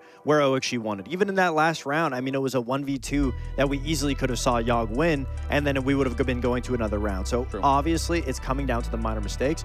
OXG, their attacks were so poor. I mean, constantly giving picks places where they shouldn't have, and especially when they would go for that opening kill, that's what we talked about was the biggest issue. Who's going to entry? They wouldn't even be able to get position sometime of Rafters or Aqua Stairs because nobody was entering. All right, well, M80, they are able to make a miraculous comeback. They close it out and take it all the way to take their own map pick. Oxygen now move to Cafe, where they look to take their map pick. We'll see if they can bounce back. Back over to Parker and Jesse as we get into map 2. Greatly appreciated, and good to have you on the desk, Jonah. I've enjoyed the hosting that we've seen across the NA League so far. Jonah's very versatile, Jesse, working as a caster and then also working on the desk and now working as a host. He's all over the place. Too. Yeah, well, of course, we could never forget that. Almost as all over the place as our very first map was. And are you expecting things to return to a bit more predictability here on Cafe? Wow, look at that social swing. The fans certainly don't think it's going to get predictable. I believe it was, what, 80-20 M80 or something like that on the first map. Now OXG will take the lead. Jeez, that is a statement. And I mean, it makes sense, right? Because this is going to be one of those maps where M80 aren't going to be the team with the map pick anymore. OXG chose this map, so you expect them to be a little bit stronger. They are starting on attack. And I mean, the Desk hit the nail on the head. The attacks for Oxygen were the weaker side. You know, they were a little all over the place. They couldn't quite lock down those opening duels. So this is going to be where things really come down for a test for Oxygen. If they can't win their attacks on their own map pick, something that they should have been able to prep and prepare for, then that's going to be a big worry. They're not going to be able to claw back this series. M80, they've got to do something to throw a wrench into the plan of OXG. I liked their defenses on Nighthaven. They clearly worked on them over the last couple of weeks. Now we get to see what that looks like. I don't know how mentally you come back from that if you're OXG. I mean, obviously they're professionals, they will do that, but it's going to be quite a challenge for them to shake off that that result. Did I hear that correctly, Jesse? Yeah, I believe we have a break, Parker, so we'll just let the players get ready for this game, and then we'll be right back.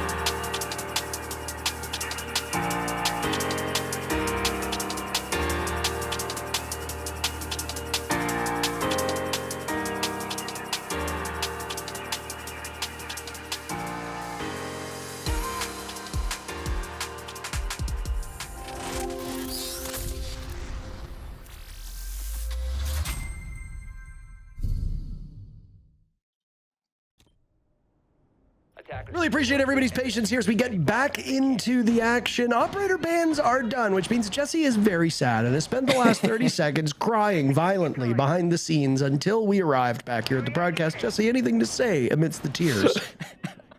Well, Parker, as I'm trying to get myself together, we've got probably the most commonly banned defenders here, Azami and Castle for Cafe. You want to take both of those out because both of those are power operators for holding down piano, as well as some of the other windows and long angles that you can get from outside the building on this map. So two really good ops to be taken out. They can do similar things. That's why you want to remove both Azami and Castle on Cafe.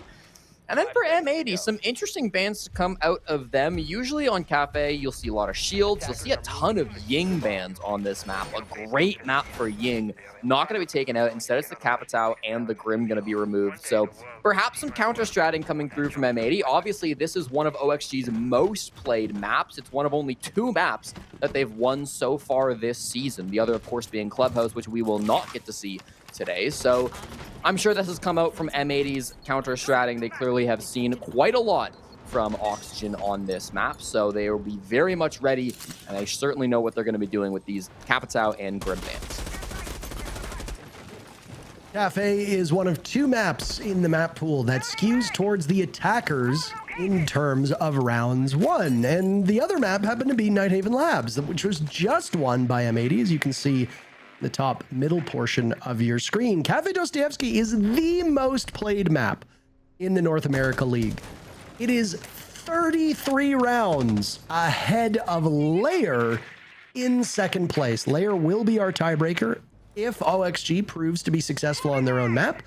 But boy, oh boy, what a difference between the top and second place. You could fit in almost 3 full games between Cafe and Lair. That's how much more Cafe has been played. Attackers should have themselves a pretty good time, and OXG picking this map are on the favorable side, and they look to tackle this cocktail entry. Not too much action just yet. They're clearing out those Surya gates, of course, with the track stingers, and they know that getting into this top floor is going to be key. Yaga with Diffuse Kit playing over towards the cocktail side. It makes me wonder if they want to go for a cocktail execute, or if Yaga's going to late go towards maybe the skylight or some other area of the map. He's playing that Blackbeard, so he's got a couple different options for entry. On cold outside the building, looking for a run out around front door, but nobody is there to find. So it'll be no harm, no foul. Here comes a repel in, but they are ready for it. I don't think there's an opportunity for it to go off. Yaga taking a little bit of damage in the process. This shotgun from Kino will find its hands full. He gets the diffuser, he gets the nitro cell off, but diffuser punishes Adam. Yaga killing everybody, including his own teammate of Gomez. I guess he's taking no prisoners whatsoever. The Yog Dog. His bite maybe just as bad as his bark. Hot and Cold and Diffuser, last 2 standing for M80 as they got flattened on that entry. Kino knew where it was coming from, but you know a repelling Blackbeard is a tough thing to deal with. Hot and Cold attempting to get back a 1-shot onto Grixer. I cannot believe he made that kill work, especially after getting knocked over by the air jab. Hot and Cold to take down Forrest now, and what looked to be working in favor of OXG is completely fallen apart. M80 take round number 1 with both Hot and Cold and Diffuser, surviving till the end of the round. Wow, I was really expecting to go into this post round and start talking about how good Yaga is as a player, but a miraculous shot from Hot and Cold starts off that 2v3 comeback. I pray we get a replay of that because that was ridiculous mid-air jab headshot onto Grixer. And then really solid positioning from Diffuser, never got panicked, never got flustered.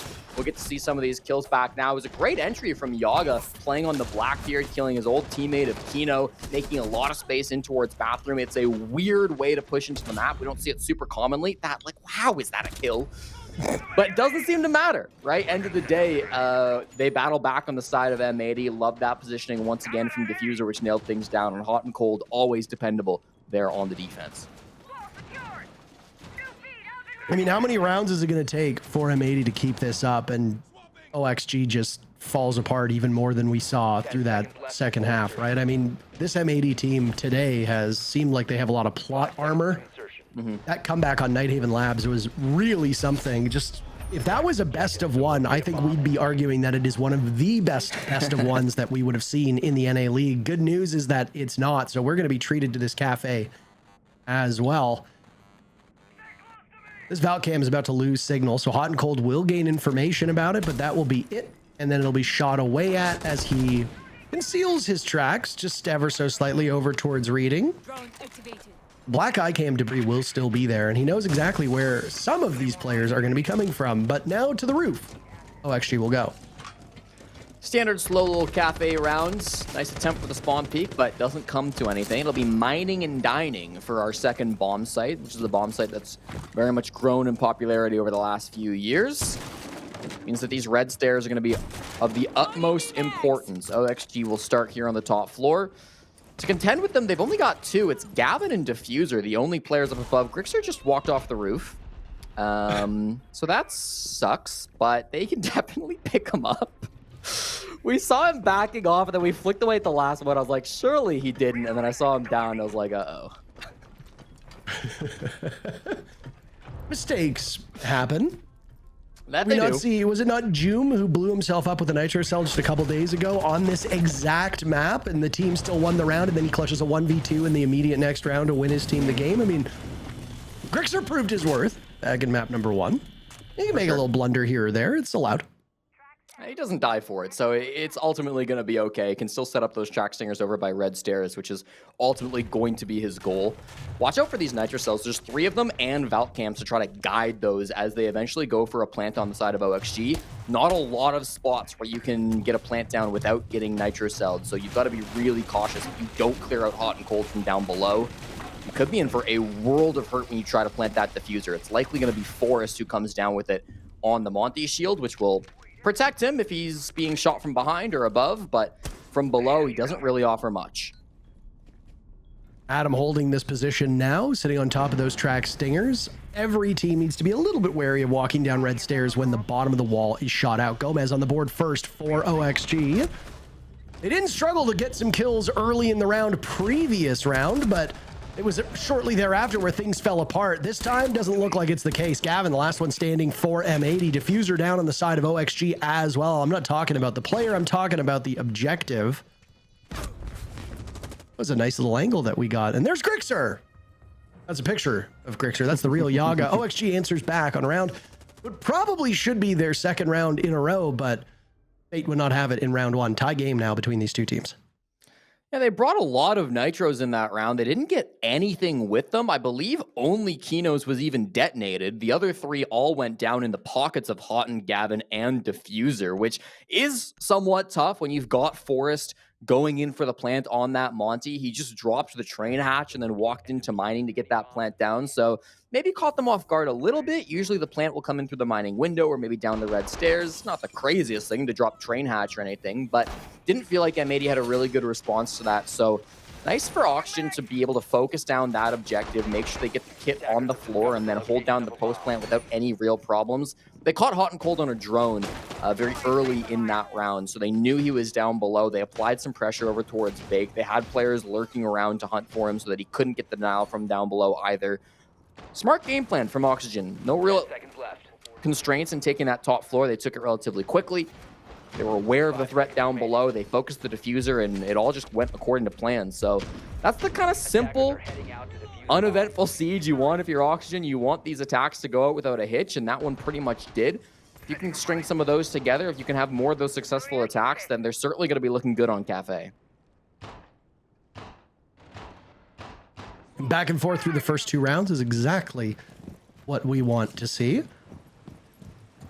I was trying to figure out what exactly Houghton wanted in the beginning of that second round. I mean, obviously he got the intel, but what was the purpose? Was it just simply to reposition if they were going to go through the bottom floor and up, or if they were going to tackle the roof, or maybe even go for a spawn peak? M80 does not strike me as a team that would make that gamble, but you never really know.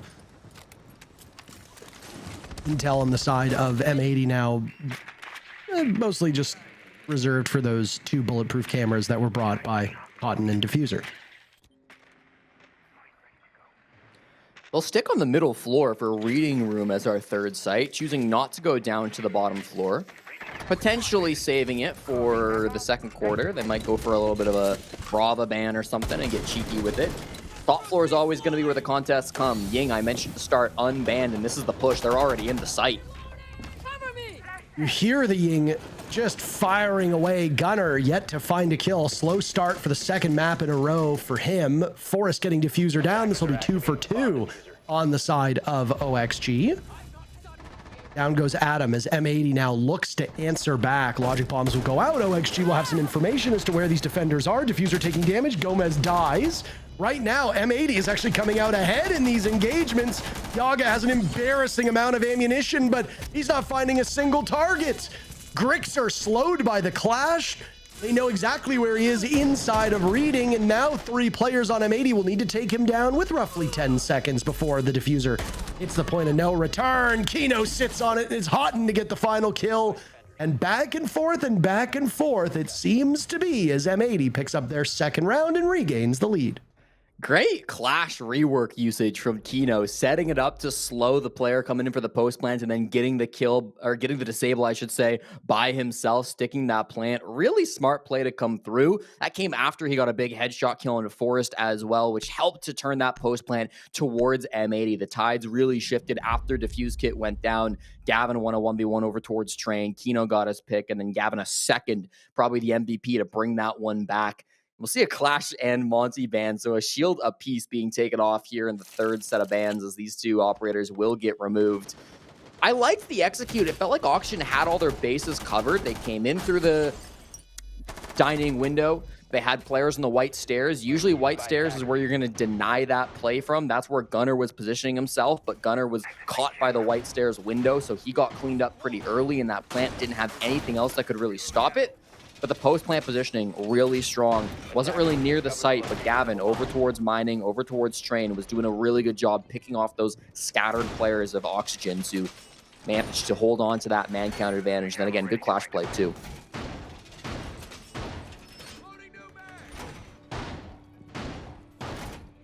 I don't want to say it too early, but already feeling good about an overtime here. A reminder for everybody that... Can you? What does overtime smell like? Can you describe it to the good people at home? It smells like garlic mashed potatoes.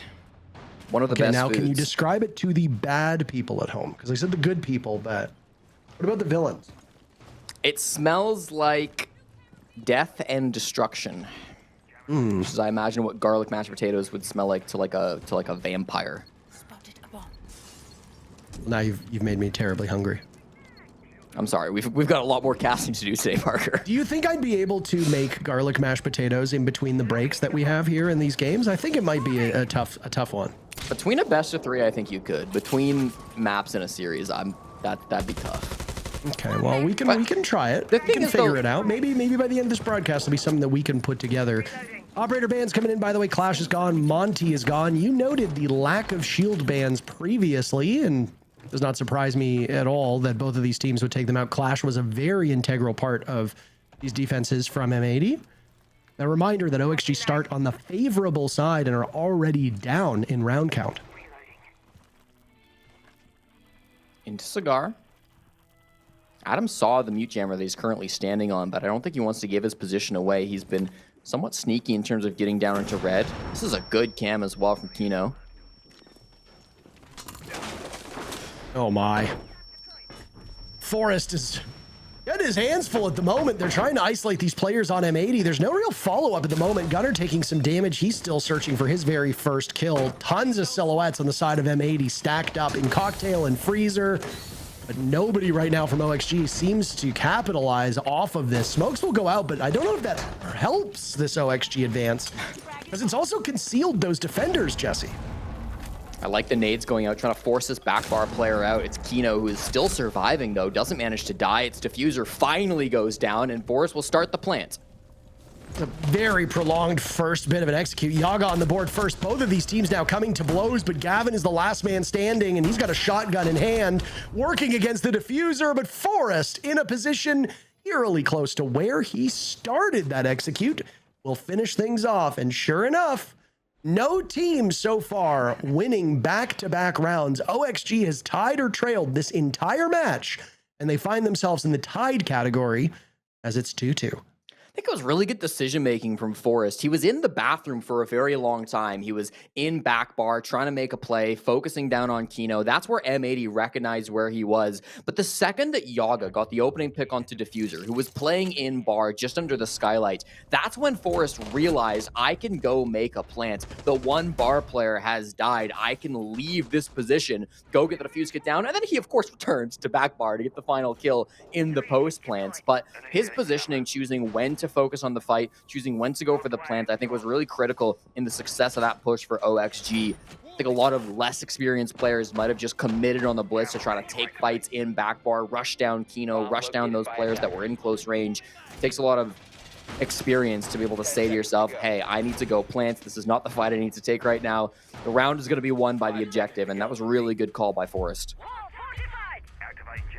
There's a reason why Forrest did not spend that long off of a team, and despite what's been a pretty interesting career for him and some shaky stages that he's had, is inarguably an asset to teams in a shield-heavy meta.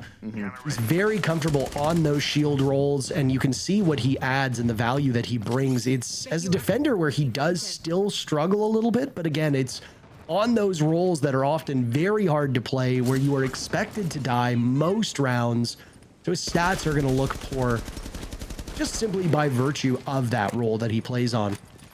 But there are lots of good looks that we've seen from both SSG when he was on that team, OXG most recently, as that's the team he plays on now, where Forrest is a big focal point and he can kind of be that glue guy who holds everything together for the execute.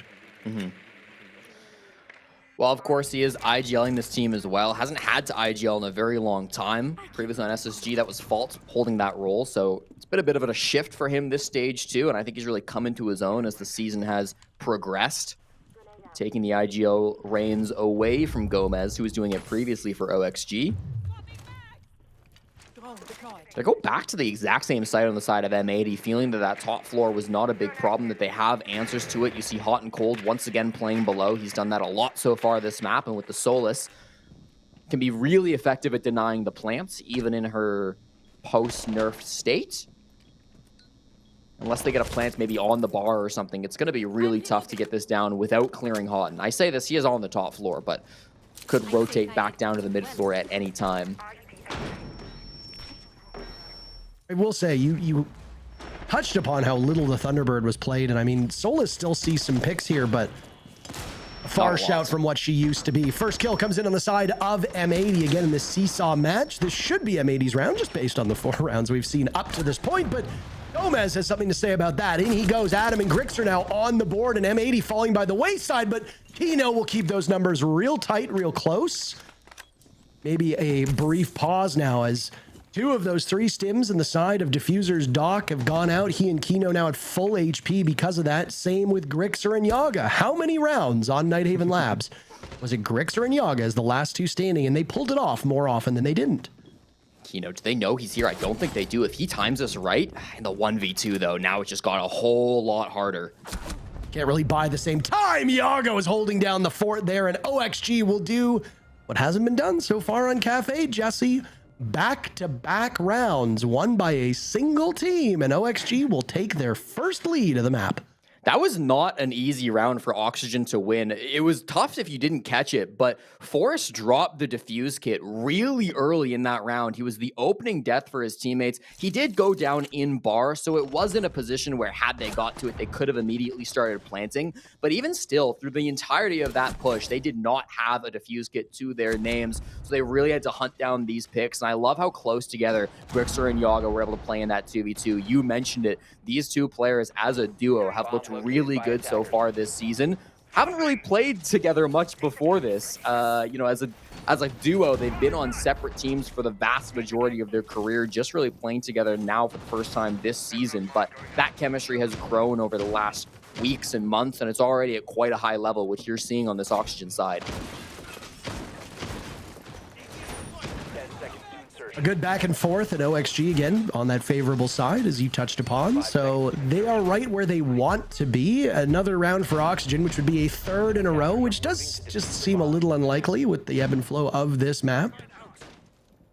but you never really know, would give Oxygen exactly the position that they need to be in moving to that second half. I fear a little bit for OXG's chances if M80 can take this round, Jesse, because with the way that they've been playing today, and honestly, M80 just being a little bit above, just a cut above OXG through the regular stage of play, if M80 can draw even through this first half, I fear a little bit what will happen to Oxygen as defenders.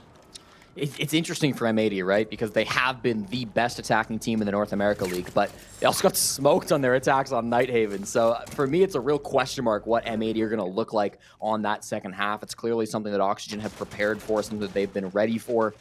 It's a little bit easier on a map like Nighthaven where you've got so much footage on M80. This is a map that they've played a little bit. They played LFO earlier, but still not the most amount of footage. Adam almost found a player on this top floor. There is still one, of course, Gavin and Gunner up above, and Gavin does strike first. They immediately trade that one back, so things not particularly grim, but OXG exactly where they want to be to start off this round. We're only a minute or so into action. They already have a numbers advantage of 1. Forrest, the player that I wouldn't say singing the praises of, but was giving a strong spotlight to just a few rounds ago, the only one dead on the side of OXG, and is unfortunately in the ground on Blackbeard. That's not an ideal op to have lost. As for the rest of the gadgetry by OXG, it's mostly been used. One logic bomb to go, and Yaga has been very, very strong in high impact moments, both on Labs and now here on Cafe as well. He finds his team leading 8th kill. It's the game leading kill at the moment as well, but we're not super worried about the kills on the side of the defenders. OXG have suddenly realized they are the attackers on an attacker-sided map as it's left to Hot and Cold, who gets picked apart by Grixer right as he turns tail and runs down the hallway between the bomb sites. Down he goes, and OXG have found 3 in a row, and with it, they take their attacking side 4-2. Gonna be very happy if you're Oxygen with that, given how bad their attacks looked on the first map. To be able to answer back with 4 rounds feels really good. A lot of that credit does go to Yaga. You mentioned him, really top fragging the team that half. Of course, Yaga, a lot of history with M80, both in terms of the players on this team, but also the organization. It was back in 2021 when he and Kino joined Oxygen as rookies. They joined together, played their first game together, came into the league together. Eventually, they both left together as well to go be on that X-Set team, which eventually turned into M80. Kino never left that M80 squad. Yaga bounced back and forth between M80 and Oxygen throughout his career. He's been on both those teams quite a bit, including replacing Kino for 1/6 Invitational down in Brazil, which was an unfortunate event that Kino did not get to participate in. Didn't last long, though. I was only on the bench for one event. Since these two have left each other, since they've been on separate teams, it's been Kino who's been the better of the two. He has a 4-3 record up against Yaga, so it's close, but Kino does have the edge in the head-to-head between these two players. Two of the most fun players to watch their careers evolve through the North America League because they started at such a similar place. There's a lot of stories of the players that are in here, right? I mean, you can look at M80 again. We say it every single time they play. 4/5 of the championship, major championship winning Beast Coast roster. Kino and Yaga playing together through most of their career. Gomez being a long-term teammate as well. Both Kino and Gomez coming from Brazil. You've got Forrest, who's been, I don't want to say a journeyman at this point in time, but has played most of his career with the same grouping of players and is now in a position where obviously all these NAL guys know each other, but he's not with his friends, that group that used to be that old, if people remember, Call Out and that old Ape team, etc. Is it just a drop, by the way, that Yaga might have missed, or am I crazy here? Not 100%. Getting good information still with the Yokai cam. Knows kind of where these players are going to come from on the top floor. We'll be aware of what operators they might be bringing top floor as well. And as long as he gets that Yokai cam out, there's really no downside to running it. We're seeing a lot of teams starting to run Echo on the top floor at Cafe. I know Spoit's been running it a little bit for the Rebellion. Sometimes playing a little bit more aggressive, even inside a bathroom. I've seen that a little bit here and there. So it's been kind of interesting to see the evolution of Echo here on this site, especially with some Brava bans. Some teams have really been leaning into it. Rob is an operator that we don't really see as regularly as I thought we would. A trickster operator, but one who also gains value from those clutch drones in terms of intel. This is an often underrated part of an operator like Flores as well, is that while his are on a timer, he still gains information from that. But Brava is usually an operator that you get as an answer. It's a reaction to what the defenders bring.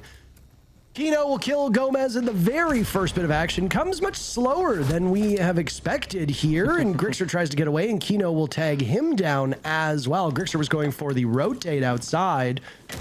Things falling apart for OXG at the moment, but again, this is an attacker-sided map. We expect M80 to do well moving forward. Third time's the charm. They get aggressive on Kino, and they finally shut him down. So he was having some kills come straight to him, but now his luck will run out. I think he's done enough, though. It's man advantage, and while there is still good utility on the side of Oxygen, it's not going to stop these flames. Adam still searching for something. Diffuser going down. Hot and Cold will be successful in that endeavor. The Yokai drone missed it, and now Yaga will be buried inside a freezer by Gavin.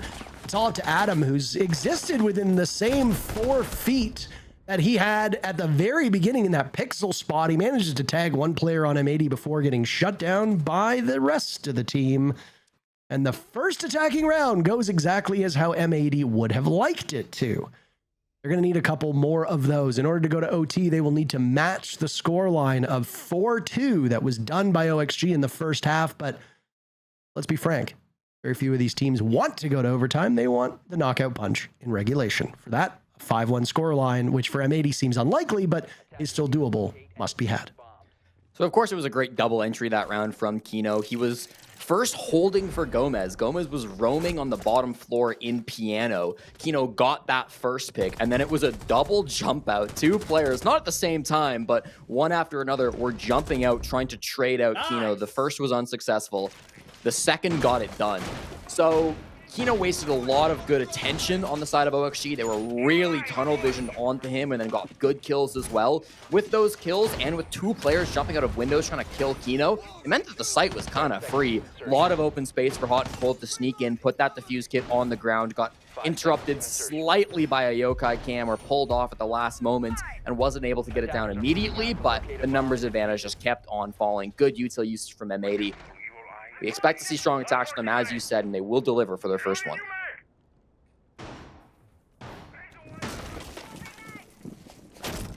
While we are talking about M80 and OXG, and we might just be a couple minutes away from a conclusion, it really depends on what M80 is capable of doing, as they're up by 1 map. If we don't, we'll go to Layer for our tiebreaker, but shortly after this series concludes, Space Station and Wildcard will go up against one another. If you're just tuning in, this is the upper bracket playoff. So the words upper bracket suggest that there is a lower bracket, which you would be absolutely correct. The loser of this matchup is not done. It is not a one and done. There will be that lower bracket gauntlet that teams can run through. The winner of M80 OXG will play Shopify Rebellion, the only NA team that went undefeated during the regular season. Space Station and then Wildcard. Wildcard grabbing that very final playoff spot just a couple days ago. The winner of that series will go up against Dark Zero in their matchup tomorrow. First kill coming in, and it's M80 yet again leading things off, and Adam, who was the last one to die in the previous round, is the first one to die in this round. And we got another jump out. They don't stop if you're Oxygen. This one more successful, though. Kino, he has been dealing with a lot of those. Prompt the push, though. And a run out as Forrest tries to get back, but gets caught by the Claymore. Grixer's bullet hose tears through 2, leaving Gunner with 1 kill in a 1-6 scoreline to clean up this round. If not, Oxygen will be very close to putting this one away. Gunner had some struggles on labs. He finished positive, but it took him quite some time to get up there in the kills department. Can he start here? 2 kills would be quite a nice feather in the cap and would tie up the game, but the job will be very, very challenging as he's now crept his way into the A bomb site and has the case. There's evil eye cams, there's black eye cams. I have to imagine they've got a read on his position. Yaga will encroach, as will Gomez. They know exactly what's going on. They've got the intel. Gunner will hit the hatch and drop away. He's got both fire arrows, Jesse, but the floor above him is soft. So there are opportunities for OXG to fire away. Speaking of fire, there goes that fire arrow. Gomez is surviving it because the fire will not spread enough, and it's a valiant effort by Gunnar, but I mean, Gomez was positioned so well. OXG doesn't even really break a sweat, and one of the most anticlimactic final moments of a round in this series unfolds in front of our eyes. That was a really cool idea. Would have been cooler if it worked, but playing below with the fire arrows to try to deny that plant was a really, really smart way to play it. Unfortunately, Gomez seemed to have the read on it when he stuck that diffuser. He was playing quite a ways away. He didn't jump right onto it, was pretty aware that Gunnar had dropped through that hatch, and whether he expected the firebolt specifically or if he just didn't want to get shot from that vertical angle down below, he made sure to play as far back as possible and then didn't get hit by the fire one bit. Good defense from Oxygen, keeping their players alive. You know, sometimes as an attacking team, you make a call, right? A guy jumps out a window top floor. You've seen a lot of bodies up above. You think to yourself, sight might be free. And then there's a Maestro in sight, and it's not so free. And he gets a lot of good damage onto you, and you bleed out some players. I like that Oxygen were ready for that. They clearly were aware that that could be a problem as they rush on in through the red stairs and through mining window. And they didn't get caught off guard, which is important. 10 seconds left. I mean, you've got evil eye cams, you've got those black eye cams, as I referenced, tons of information that you can then use. And I mean, an operator like Maestro that just has an unlimited amount of bullets, it feels like at times. He's going to punish you for that, and that's exactly what ended up happening. Yaga and Grixer have just been, to me, the story of this series. Adam got off to a very hot start in map number 1, but Yaga's contributions have been so important and so impactful in this game. And I mean, it's good to see, frankly, because I think there was a period of time, much of the last year, where Yaga's worth as a player has been doubted in the eyes of the public and probably even doubted by some of the teams. He's having a bit of a renaissance on this OXG squad, one that he's been on for quite a while. He must be at this point, just in days played in this uniform, one of the most tenured OXG players. And it's great to see that he's flourishing in this spot. I think Foxay probably still holds the record for longest time spent in an Oxygen uniform, but Yaga's creeping up. Wouldn't surprise me if he passes him soon. A lot of good players in here, and as we said, there's good stories to be told. M80 find themselves in an almost mirror position from, or an almost identical position from that first map. Almost every single player's numbers are underwater. The only player who is positive at this moment is Diffuser. Everybody else is either at 500 or below a kill per round, or the same kill as same death. Gunnar is having a terrible day. I mean, the end to map number 1 was largely accomplished because Gunnar started playing better. Yeah. The same could be said here, Jesse. If Gunnar wakes up and this team can play with confidence and manage to get him into safe spots and he can take advantage of that intel and that strategy, then he'll be in good shape. I mean, I say that, and then Gunnar immediately gets picked off, and now he's 1-7. Also worth noting that Labs is their map. Cafe is not. That same familiarity for M80 will not be available to help Gunnar. So you don't have numbers, but your vert play has always been good. The fuse play was hopefully able to clear out some of that util as well. Maybe some of the ADSs, the Fenrir gadgets too. Some bulletproofs as well, although both VPs are currently still alive. Yaga holding this all-important VIP position. Misses the first drop though. Hot and Cold got past, and he'll be able to start planting with that shield on his back. Weary of it just yet.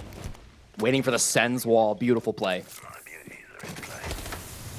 Yaga is in a bit of a tough spot here right now. Kino taking some serious damage. Gavin finished off by Grixer. OXG swatting this away very effectively. And look at that, nobody on OXG had any damage until we just saw Adam die. Hot and Cold with just the pistol out. The PMM is a formidable gun, but it's a little gun with only a few bullets. OXG are just simply able to bum rush that diffuser and dogpile him. They win yet another round and are cruising their way to a victory here, with Lair looking more and more likely. I really like that Auction didn't overreact in that round. Yes, plant went down, but Kitchen on Cafe is one of the strongest post plants for defenders. It's really hard for attackers to lock that down if they don't have numbers. You still had VIP control on the side of Oxygen. You still had plenty of players that were able to retake Freezer control. We saw Gomez hop on in there so that he was inside of Freezer. Nobody from up above was able to deny him. I know Kino was playing above with those Sens walls. He took a lot of damage and went down somewhat early in that to Adam. I believe it was both Adam and Forrest, and maybe even, I think, Grixer as well. Yeah, who all rotated up to the top floor to try to pressure those attackers up top. When you try to retake like that, it can be really successful for OXG, and it certainly was that time. Not panicking, not overreacting, making sure they knew exactly how they wanted to play that defense. Some would look at that round and think maybe they failed to react to the plant going down. I think they didn't care. I think they were happy to play the post plant, went exactly how they wanted it to. And it will prompt attack timeout as M80 will get a chance to talk to the God Emperor. This is obviously a worrying sign for M80. The one thing you always have in your back pocket when you're down on your own map is just that. It's your own map. Yep. You're familiar with it. You're comfortable with it. I said this in map number 1, but just in case you're tuning in for the first time, a lot of teams approach best of 3s as we win our map, they win their map, we move on, we hope that we win the decider. Lair is looking about a 99% chance of happening at this current point in time. You know, M80 are on the good side of Cafe, and yet they are not doing very well. They're getting stopped. Their entries are looking quite weak. They're lacking on the intel department. When they are getting in, they're getting picked off once again because intel is not great. They're struggling through flanks. I did like the strategy of the previous round. Open things up over top of Freezer, get hot and cold in as quickly as possible with Diffuser in hand, try to get that plant down quickly, use the Sens walls to buy yourself some time. And of course, when you got a shield on your back, it makes it a lot harder to see you. You isolate Yaga in that position as well. He was the one playing over by VIP. You can keep him away from sweeping through Freezer. If he tries to, you get the kill, and then you can immediately move over towards Whiskey and control the entire hallway leading down to Small Bake. It's a very strong position that M80 could have been in. The problem is that they weren't able to do anything about Yaga. They were too sluggish. They were trying to hold Kitchen. They got picked apart. They didn't hold on to the vertical control. They lost Gunner early, who is Ram is one of your best vert ops. And everything else just kind of came crashing down around it. The strategy was there. OXG seemed to understand it just as well as M80 did. And that's ultimately what gives OXG the round. Will a timeout save this M80 team? Maybe it buys them some time. But through both sides at this point, unlike what we could say on Labs, after the 4th round, M80 has been falling behind. OXG has been firmly in the driver's seat, and I see no reason why that won't continue. Winning 3 straight as attack, too, is tough because the defenders are just going to get more and more sites available to them as this game progresses. Then they'll get overtime, too, where they get to start on the D, so it's going to be an awkward spot to be in if you're M80. Hot and cold entering down below. Yaga was down here, but he didn't last very long. He's rotated all the way back up to top white. After a Nitro, Gunner starts repelling above, and Diffuser working the mid floor. So all 3 floors taking contests from M80. They're not grouped together, and that might come back to bite them, although they do find the opener. Gunner does clean up Adam on the top floor. That's his 2nd kill of the game, and he's got really good intel for his teammates, too. He's the guy that turned around Nighthaven Labs. A turnaround on Cafe couldn't come at a better time. I like the Adam pick. He has died early before, and it still hasn't done much for M80. A nice drive-by on Gomez, taking down Diffuser. OXG answers back. Gomez walking away with a bit of damage done, but still holding a gun in hand, and we've seen before how important that can be, even with a single point of HP. Gomez is going to gamble what little remains. He just narrowly misses what I suspect was hot and cold on Drone after he had used his final logic bomb. 1 minute remain as M80 got that first pick, but then immediately lost Diffuser, and they are no closer to a resolution. Oxygen looking for the knockout punch to send us to map 3. The nice thing, though, they have full top floor. They've got an Ash, they've got a Ram. They don't have Diffuser on Buck anymore, but their soft breach is really strong. Now, the Pulse scares me a little bit.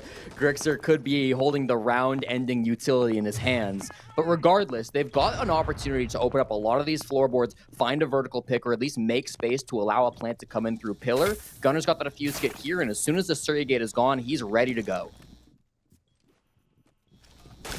Grixer lobs out a Nitro Cell, expecting to catch somebody from above, and Grixer will have his hands full now as Gunner sprints through, taking some damage.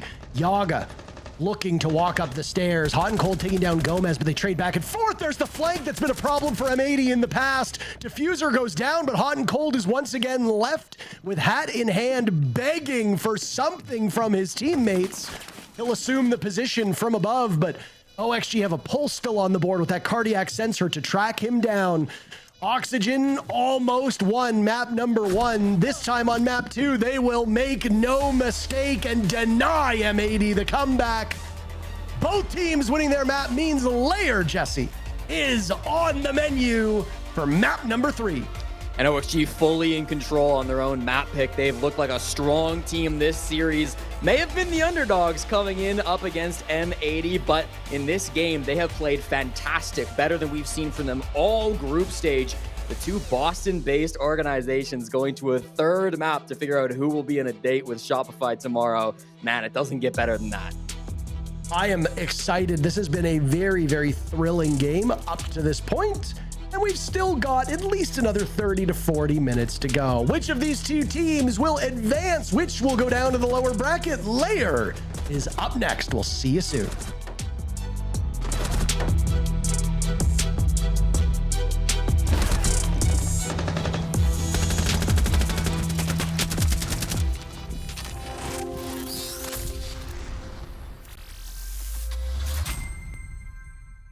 We have camps. We have camps. Where's the ping? Where's the other Yeah, ping? like outer. Start hitting. Right over Start here. hitting. Start hitting. Where's the bomb? Here, I'm gonna hit. Nice! Go. Looking perfect, bro. Come on, Adam. Let's fucking get this. Bro, we fucking deserve this shit, bro. We're literally way better than this fucking Dude, should have been 2 over. I was outside, bro. No. This is the kind of thing that happens in playoffs. Two teams that weren't competitive at all in the group stage, they now go toe-to-toe in a best-of-3 setting where truly anything can happen. This time, there was no miracle comeback. It was OXG who took the lead, who kept the lead. Cafe seemed to have been a great pick for them to establish a very commanding amount of momentum going into map 3. Yeah, absolutely. I mean, Oxygen, you know, that entire half, I mean, that entire beginning half was a good back and forth. It was both teams acknowledging where they went wrong, how they wanted to reapproach the site, but it was Oxygen that came out on top, ending in a 4-2, which realistically, I thought it was going to go 3-3, which was best case scenario, but the fact that they were able to pull out 4-2, ended on their attacks, then in the attacks, that's what I really wanted to see from them, because what I said that we didn't get to see in Nighthaven Labs was they didn't have a proper step-by-step. They didn't understand where they were going to enter, how they wanted to approach it, but here on Cafe, they had a step-by-step. They had a process in which they were following, they believed in, and I mean, you're seeing the aggression here, jumping on these windows on the defense, which I find very risky now, especially with the new change with Siege X. When you jump out of windows, there's that delay, you don't get to ADS, but I mean, this was the option that we wanted to see. This is the team that knows how to play aggressive, has the step-by-step, and gets the job done, and now they find themselves in a good position after that loss coming out of Nighthaven. Yeah, it was a much better plan of action, and I really think it comes down to the map. Cafe, way smaller map than Labs, and what do they have? They had Force on the Blitz. That was your entry. That was OXG's biggest question in Labs, who's going to entry. Now, when we said, besides when Force was on Shields, Cafe, Force was on Shields, he was the biggest impact to OXG's attacks on being able to take position, and then everyone else could play behind him. So instantly, they have a question, it gets answered on Cafe. A lot of it comes down to the map because it was a 9-day difference. But I agree with the win comms.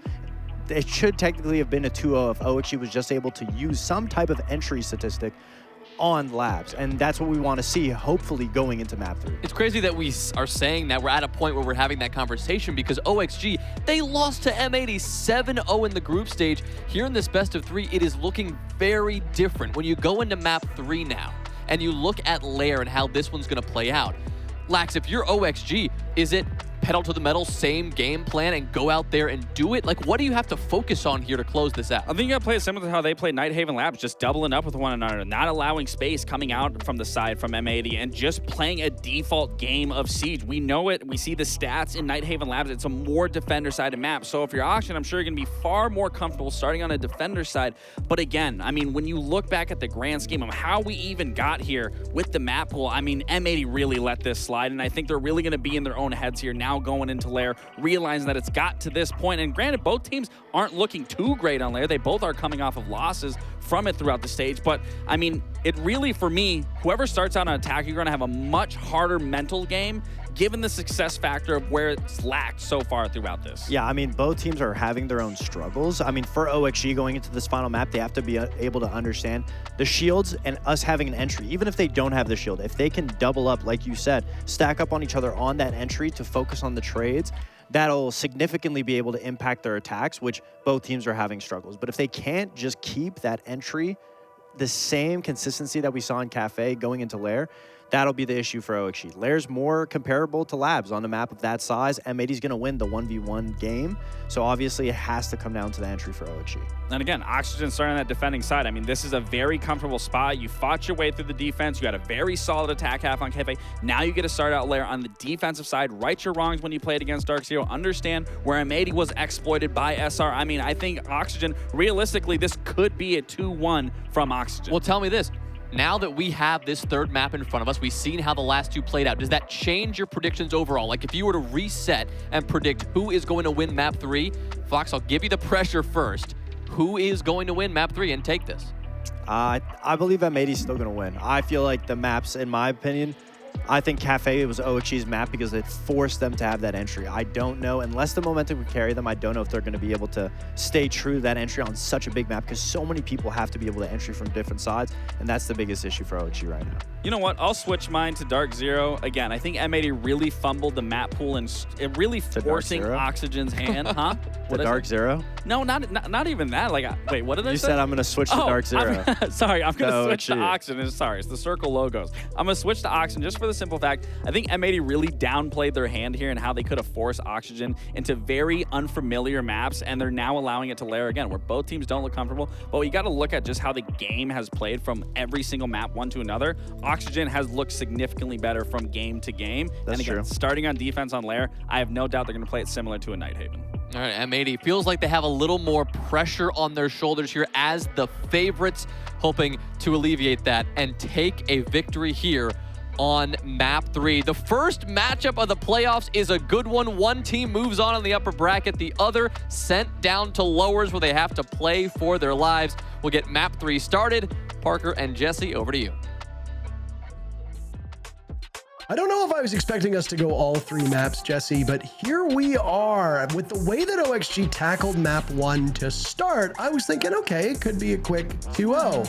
M80 looked like they were able to muster up a comeback on map 2, but that completely fell apart. And despite what the socials think, which bar's been moving quite a lot today, both of these teams have an even shot of moving on to face Shopify Rebellion in the upper bracket matchup tomorrow. A reminder that the loser does not go home. These teams will still be in play in the lower bracket. Obviously, a lot more grueling for you to go through that lower bracket, but either way, there can be one winner, there can be one loser. We'll start off on Lair with the operator bans now in the books. A Goyo ban on Lair. Okay, we're getting a little exciting here on our decider matchup. I'm just looking, we haven't seen a single Goyo ban so far on Lair. Clash is by far the most popular ban. We see her almost always taken out. Generally, as an attacking team on Lair, you have 2 options. You can either ban Bandit Kaid, make opening that wall a little bit easier, because there's some important walls on Lair, both top floor, bottom floor, on bunks as well. There's some really important walls to get. Or you ban Clash +1, and that +1 has rotated a lot. You see Warden, you see Kaid, you see Smoke, you see Tashanka sometimes getting banned out on this map. So Goyo is a new one for me, but still makes sense to pair it alongside with the Clash. Double shield ban from OXG, nothing special. This is the most common thing to see on Lair. So we certainly have gotten a matchup today, Parker. The decider map coming out on Lair. And I'll be excited to see who comes out on top. The biggest map in the map pool and the second most played map in the North America League. We've been referencing these map stats quite a lot just so that people are aware of the differences between the way that these maps will be played. Map number 1 was Nighthaven Labs, the second most attacker-sided map, and one of only 2 maps that actually skew in favor of the attackers. Map number 2 was Cafe. It's the most attacker-sided map. It's also the most played map in the North America League. Lair sits very comfortably in second place. So comfortable that it is a single round played ahead of Consulate, who's in third place.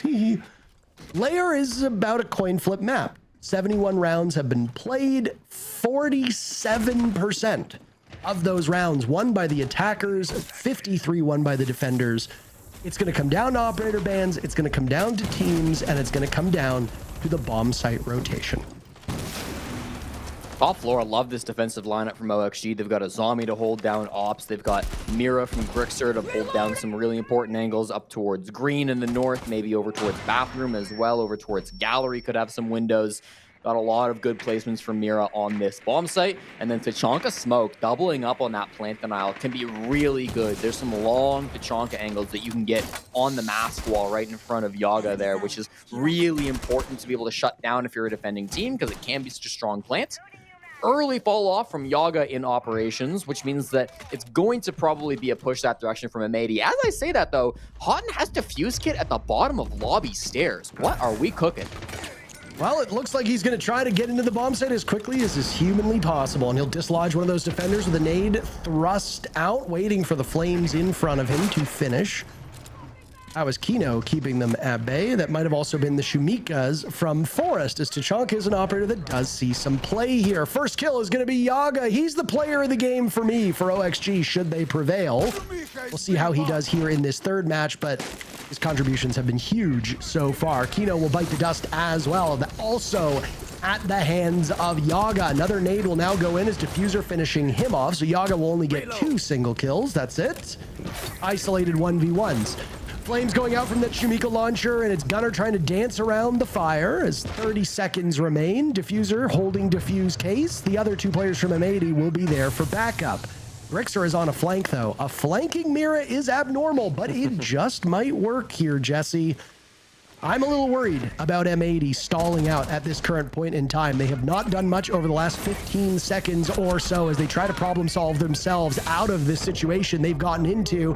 Adam and Gomez clobbering M80, and with only 4 seconds left, somebody, please, somebody find Gunner. No, the clock will do it all the same. OXG opening up this third map with a victory. Hey, you know what they say about the Yog Dog? The bite is worse than the bark. Starting off with a 2K, including an opening pick onto the Blackbeard of Hot and Cold.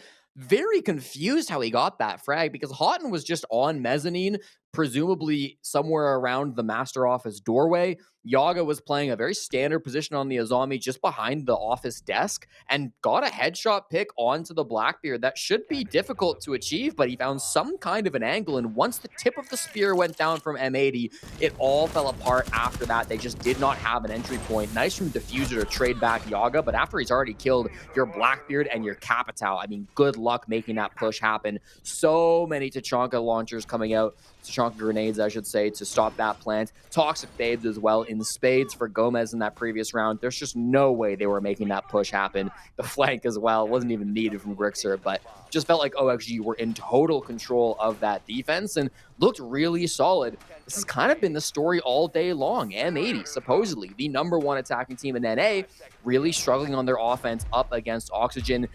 The story doesn't change much in the first round of Lair. Yeah, a little shocked with the way that M80 is having this. Again, I don't want to read too much into it, but yesterday on social media, M80 did discuss how they were getting dogged on during scrims. I think they said they went something like 2-10 was the numbers. Now, I mean, teams love to joke on social media, so you don't want to read into it too much. And there's some comedians on the side of M80 that like to have a good laugh, but scrims can in some ways be that canary in a coal mine. And if M80 as a team are really struggling in scrims, it could be that either teams have caught up in terms of coordination. Remember that OXG has far less experience as a unit than M80 does. It can take some time for teams to just find their footing. Maybe a coach notices something, maybe roles get ironed out at the last minute and everything kind of clicks. It's hard to know without actually talking to these teams. And again, that's me taking the comments from M80 at face value. They could be absolutely taking the piss, as our good British colleagues on EML would say. Pretty light roam. It's just Adam and Grixer up here as a duo. Obviously, with the Azami, you've got a lot of utility to your name, but they're going to try to hold down Armory for as long as possible. I don't imagine they'll keep it forever because Kino's coming in on the Blackbeard at some point, but their goal is to waste some time, get some kills if they can. And if it's not going to be the point of contact for M80, if they're going to be more focused on the garage take, which it looks like they are, then they could go for a bit of a cheeky flank later in this round. M80 will need to be sure that their flank watch is on point because Gavin is very exposed up from this angle. Some good angles being opened up by OXG too. They will be holding down this top floor through the entire round if they don't get cleared out, which will give them a position to deny that plant. It's very one-dimensional from M80, all focused on the top floor and then coming in through lockers, coming in through missiles. I don't see anybody pressuring the office side of the map at the moment.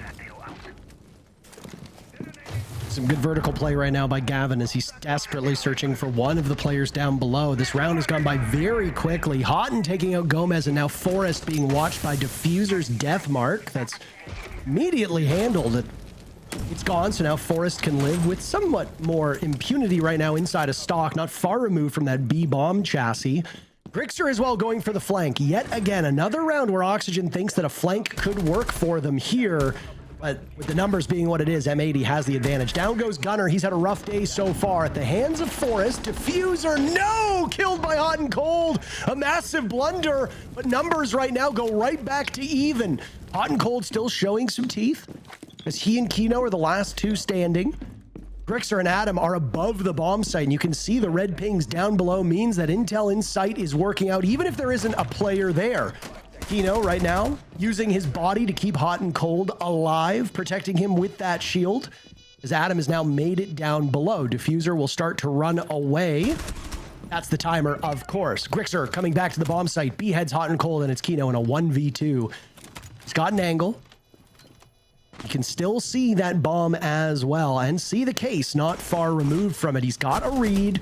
That's Grixer coming back to the site and taking two separate engagements against this Blackbeard. Might as well be a death sentence. Adam will creep up, and Kino's going to play from farther away and shrewdly play the angle, giving M80 the round. Yes, Kino, we're all very proud of you. What a celebration it is. M80 wins it by a nail biter. Big 1v2 for Kino, really expertly played on the Blackbeard. I like how they played the 2v2 in general. They knew that they had full site control and that the top floor was being fully controlled by the enemy. So what did they do? They didn't go for the plant just inside of lab, which is where they were initially pushing from, where they initially planned to put the defuse kit down. Instead, they decided, you know what? We've cleared the whole site. Let's push as deep as possible over towards office. They don't have any vert holes made on this part of the map. We can plant behind the shield, so we're even safer in case they do make some vert holes or in case they do try to drop. They really used the clock well in that 2v2. Smart play from Hot and Cold and Kino, despite the team kill that might have gone down in the midst of that push. And then whilst Houghton dies, Kino, again, just perfect play, able to isolate those two players. Often as an Ella, you'll see players hold a Gersma in their pocket for as long as possible because they want to use it to deny a plant. They want to use it to disrupt the shield player. Adam didn't have any in his pocket at the end of the round there, so made it a bit more awkward for him to play the 1v1. Had to sprint at a Blackbeard. Kino heard it, pulled his gun out at the right time. Nicely played.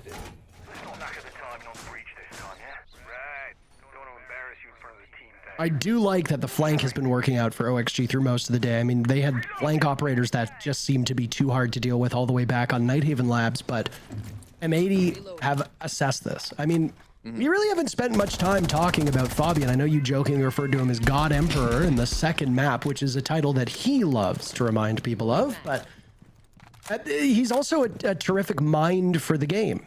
Obviously, coaches can only go so far. You can take the best coach in the world with the worst roster in a league, and it's not going to make a whole lick of difference.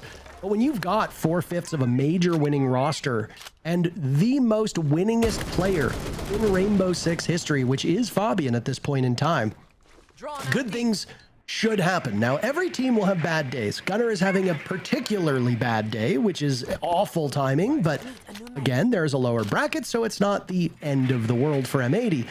But Fabian has likely picked up on some of these issues over the last two games. On all of the maps that we're looking at, flanks are very, very popular, especially on Cafe, which is so easy to flank with those staircases. If you have an advantage, you can easily get up those stairs where nobody is watching. A lot of reasons why teams bring gridlock, and Nomad is to try and deal with that.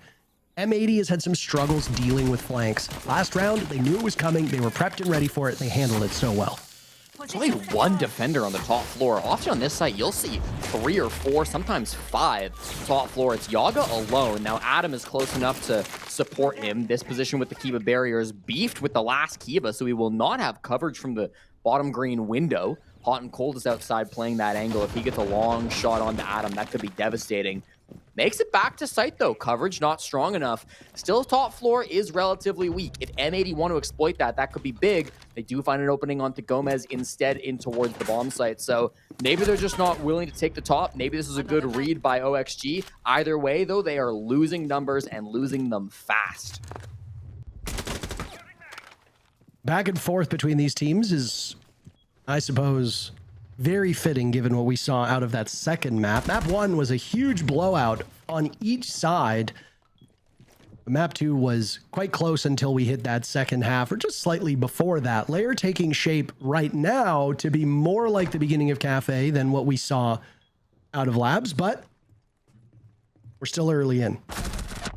It's entirely possible that M80 could grab the upper hand here and just simply overpower OXG. Nitro Cell goes out, M80. What's with these team kills? What is going on? We keep seeing them happen. This is the third team kill in this series.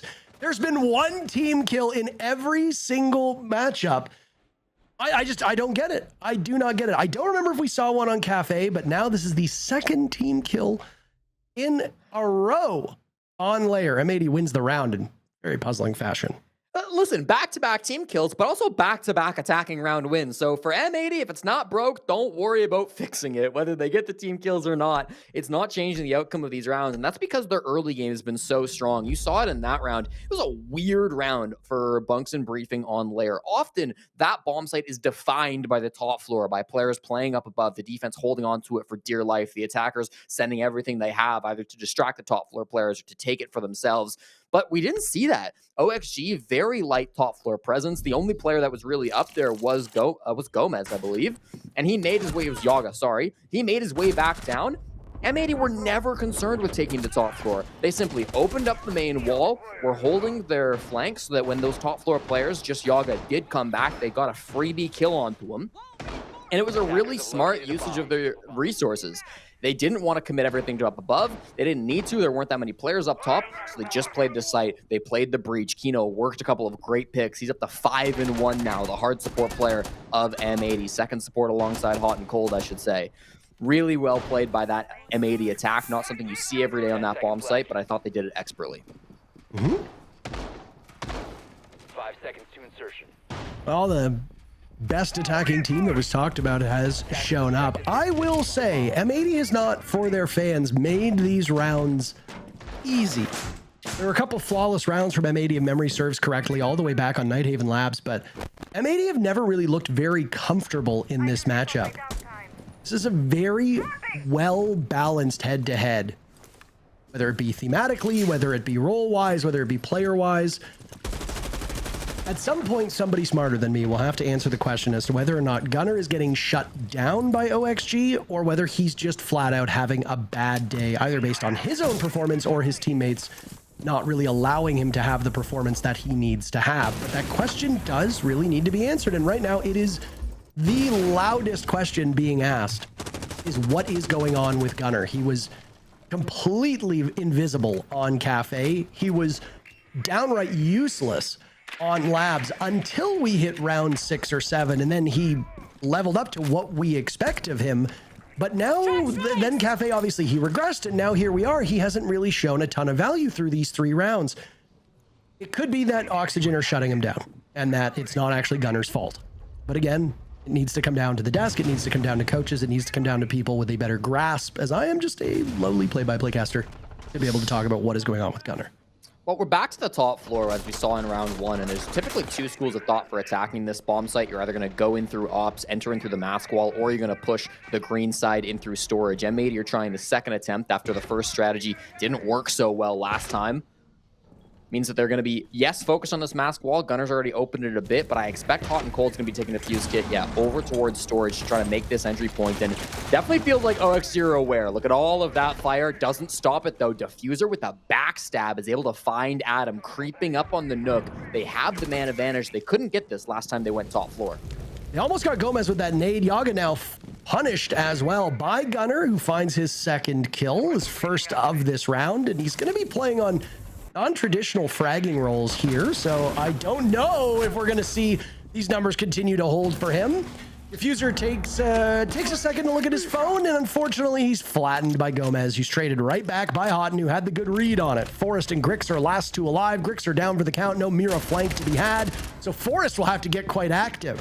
Controls the bearing 9 recoil suitably enough to take out Kino, dropping some flames down from the Shumika, and cannot outduel Gavin, who was shooting him as Forrest tried to reposition. M80 now 3-1 as they are very briskly moving us through this first half and might have just put in the most dominant attacking victory that we've seen from them on Lair. What I loved about that push from M80 is how many angles they had coming into that push. They had Diffuser that was walking up the lobby stairs for a first dimension. They had Gunner that was coming in through the mask wall. He'd breached from outside for a second dimension. I believe they had some players over towards operations as well. Hot and Cold was coming in through Skybridge and through storage with the Diffuse kit. Everywhere you looked, there was somebody on M80 who was pushing you, who was making a distraction, who was causing some players to look away from somebody else who was then able to work in and get that kill. Those are the types of pushes that are not easy to accomplish. They're not simple. You need a really strong IGL and good teamwork to be able to coordinate all those players on different sides of the map. But when you look at M80, you look at such an experienced IGL like Hot and Cold, where you've got such veteran players on that team like Gunner, like Gavin, like Kino, who have been working together for so long. They know how to pull out those difficult attacks. And so credit where credit is due. M80 had a really good push. For a team that has not had the best attacks so far today, I think that's one of the best that we've seen. Is that correct? That was M80's timeout that was just taken. That is... Oh. It looked like on the screen, correct me if I'm wrong here, production, but that certainly looked like M80's logo, unless I'm... It was OXG's. I'm looking back at the game feed. I'm not sure what the HUD said, but it was definitely Oxygen's. Perfect. Okay, because I was going to say, how confusing would that be if, for some particular reason, M80 had called a timeout there? But again, there are times where we've referenced traditional sports where a team will win, and they will still be unhappy about it. There's a story that was told, if you follow the NHL, Steve Yzerman is the general manager of the Detroit Red Wings, and they had just won an impractical game that very few thought they would win. He came into the locker room while all the players were celebrating, sat down, turned to, I believe it was one of the assistant coaches or maybe even the main coach, and was like, really not happy about some of the things we saw in that game, but really happy for the team. I don't think this is the place or the time to go over it, so I'm just going to leave. And he left. And it's crazy to think, but it's good, frankly. And Fabian is the type of person that strikes me as that parallel. Fabian is not going to be happy if you're winning with mistakes being made. Fabian is only going to be happy if you're winning and you are playing up to your potential. If a team like M80 is making mistakes, if a team like M80 is winning rounds, but are not being punished by, say, a team like OXG, but if they made those mistakes against Dark Zero or Shopify Rebellion, and they would be punished by those, Fabian is going to be upset. So it wouldn't have surprised me if M80 had called their timeout entirely, but it makes a lot more sense that it would be Oxygen. Yeah, and I mean, Fabian knows the expectations on this team, right? When he moved from PSG Talent to M80, he specifically said, I made this move because I want to win. He didn't mean win against OXG in the first round of the playoffs. He meant win majors, win SI, win tournaments. That's what he believes this team can do, and certainly they need to be able to win against Oxygen in a game like this if they want to be hitting those heights. This is one of those defensive Oxygen that's a little bit tricky. There's a lot of players all over the map. Kino seems to have a read on one player. At the same time, Gomez does go down up above. Grix are in a lot of trouble. Grenades going out, isolated. Blackbeard can be just so oppressive to play against. It's a little bit goofy looking when he's leaning like that with his shield, but I mean, the face of terror that you see is not always the one that you expect. Grixer and Gomez in the grave means M80 have carte blanche now to just punish these last three players. There is technically a fourth operator on the board, as Adam playing Scopos can easily switch between the two. I don't know if that's the plan for him to use that second robot as a flank, but on a big map like this, if you expect your opponents to not drone as effectively, you could catch them off guard. And again, M80 has shown that they are susceptible to a poor flank watch.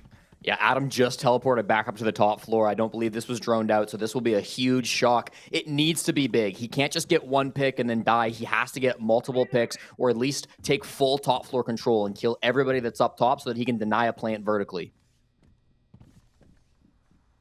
Adam is just playing the clock. 30 seconds. Every single player on M80 still upright. Could there be potential here to find a window of opportunity on a flank? Kino hitting a Gishmat mine will act as information. Forrest is now punished for that, trying to act upon it as Adam is desperately getting back to the bomb site. Where is Yaga, though? Taking out Hot and Cold, dispatching one. There's a fight from above as well as Adam is trying to buy time. 10 seconds left. Diffuser hopping on the case, but Adam shuts him down. M80 will need to get that back and attempt the plant with only a couple seconds left. It's Kino's job to do that. Gunner and Gavin now watching as OXG has 3 bodies to send at the problem. Diffuser going down successfully. Yaga dropped. It's all up to Forrest, and he's taken out as it was Forrest team killing Yaga as well. Our 3rd team kill here on Lair? What the hell is going on today? That's one of those rounds where I don't think Fabian's too thrilled about, because that was a messy way to get it done. You see the first plant going down from Hot and Cold. He's trying to plant just in from Missile, right? He's trying to get in from that position. They get denied from up above. Adam gets it. Well, I guess Yaga kills him first. Adam is then able to pick up Diffuser, who then grabs the Diffuse Kit, trying to plant inside of Lab. And as Diffuser is planting in Lab, where are the top floor players? Gunner and Gavin are both up above, and they're letting Adam get this kill. They are nowhere to be seen. Gavin comes in for the trade. Eventually, there is a team kill on the side of OXG to kill Yaga. It is pure chaos. Not how that round was supposed to go for M80. They get away with a win, and this will be a 4-1 scoreline going into the final attack for M80. But, man, messy to get there. That top floor play from Adam nearly was enough to win them the game. If there was a little bit less time on the clock, that would have been good enough. But 5 seconds left. Thankfully for M80, there was still enough time to reposition that plant, and shenanigans from OXG don't go their way. I mean, you're coming so close. And again, the scrappiness of these rounds between these teams really does just exemplify how evenly matched they are. I referenced it back in map number 1 when we were talking about the overall standings. OXG enters as the 5th place team, but does so with a losing record. It just goes to show how top heavy North America has been. I mean, Shopify Rebellion didn't lose at all. DZ was undefeated for a long period of time before dropping 2 matches to conclude the season, which obviously is an unideal spot for them to be in, but still they remained atop the standings. M80 are 5-4, OXG are 4-5. These teams are, a coin flip away from having the same record. So I imagine the matchup between them seems to suit both teams quite well. Again, it just really comes down to who's having a better day, who's better organized, and frankly, who's better coached. Gavin tries to go in after doing some extensive droning and some work on a soft wall and gets absolutely annihilated by Grixer. And that is a bit of a puzzling entry from M80, and one that is a mistake that they shouldn't be making, as they hope to be en route to a 5-1 first half. Yeah, that's a tough one too, because that was supposed to be their answer to the Bandit. Now they have no good way to clear off those batteries. A lot of the util being held by OXG will be secured.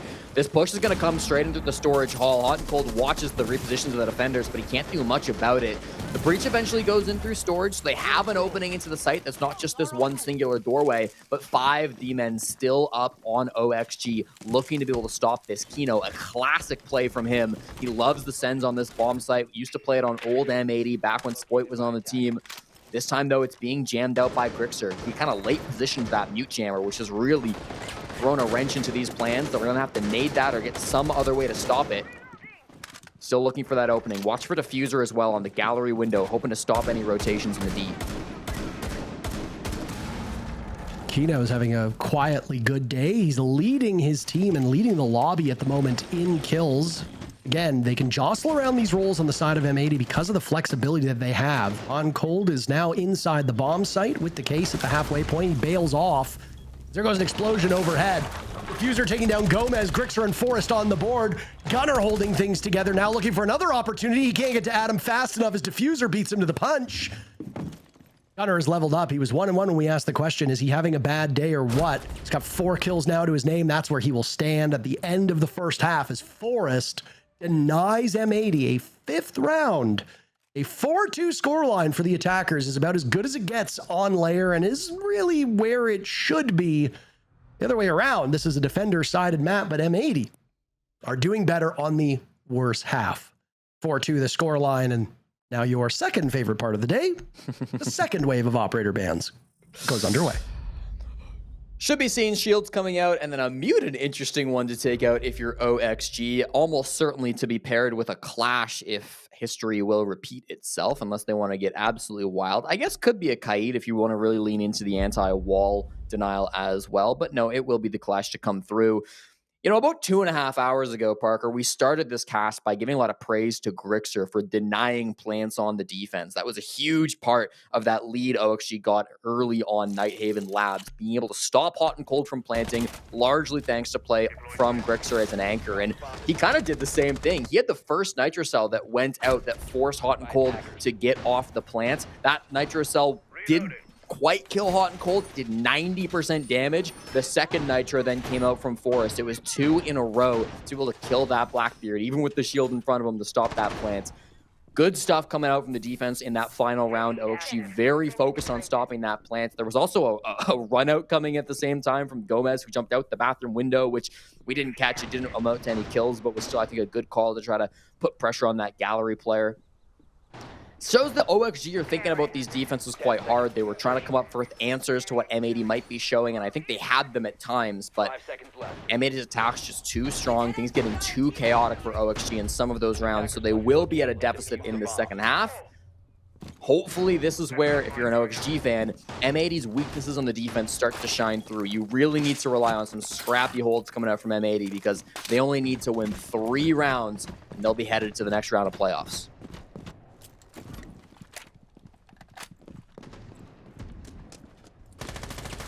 I didn't really expect us to see such a thrilling first best of 3. I know we talked about whether it would go to a third map or not, but I suppose I should have expected more between these two teams. I think good money to start off with was that M80 would win 2 very close maps, and that would be it, and we'd already be deep into Space Station versus Wildcard, which, just based on the way that Wildcard played in the regular stage, should on paper be less of a balanced matchup. But again, after what we saw today, anything is possible.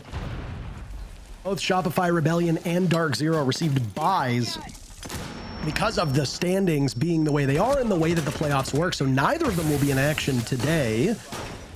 We'll be eagerly awaiting which teams they will face off against tomorrow. Shopify Rebellion will play the winner of this series. Dark Zero will play the winner of Wildcard versus SSG.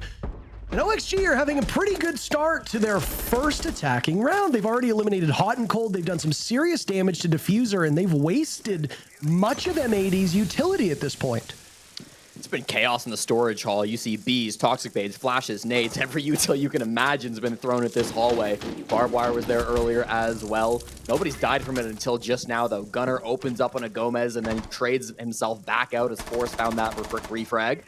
Still trying to work their way into the site with 1:15 still to go. OXG don't need to press this at the moment. They've still got Yogg down below. They've got Grixer on the Sens as well, who could set up a strange play over towards Gallery.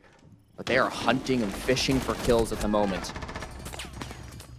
OXG continue their reign of terror, Jesse, leaving just Diffuser and Gavin as the last 2 for M80. And Diffuser narrowly dancing around that nade as he links up with Gavin. They've got a good cross here. Gavin fighting them all. They have suddenly narrowed it down to just Grixer, who again has been sensational today. Into a 1v1 with Gavin he goes, and Grixer gets the job done.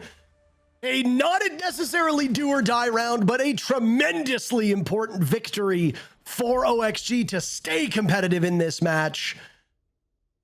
Gavin versus Grixer, the battle of the Titans, and OXG comes out ahead in their very first attack.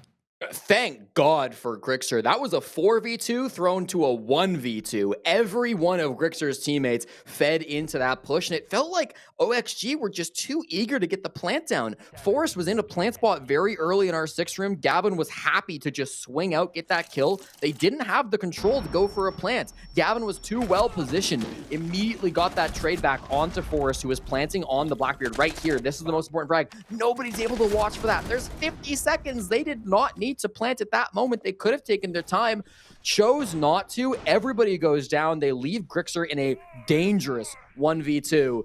Thankfully, Grixer is a great player, and he's able to stand tall for Oxygen, but that was not an easy position that his team put him in.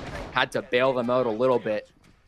there's anybody you want to get bailed out by, though, it is Grixer. He's got that experience. He's won the last 2 stages of NAL that he participated in. If you'll remember, he won Stage 2 last year on the Sonics, was benched for Stage 1 last year, so didn't participate until the Last Chance qualifier, and then won Stage 2 in 2023 as well. So he knows what it takes to win in these playoffs, and he shows a little bit of it in that round, helping OXG stay alive in that game, because 5-2 would have been a devastating scoreline.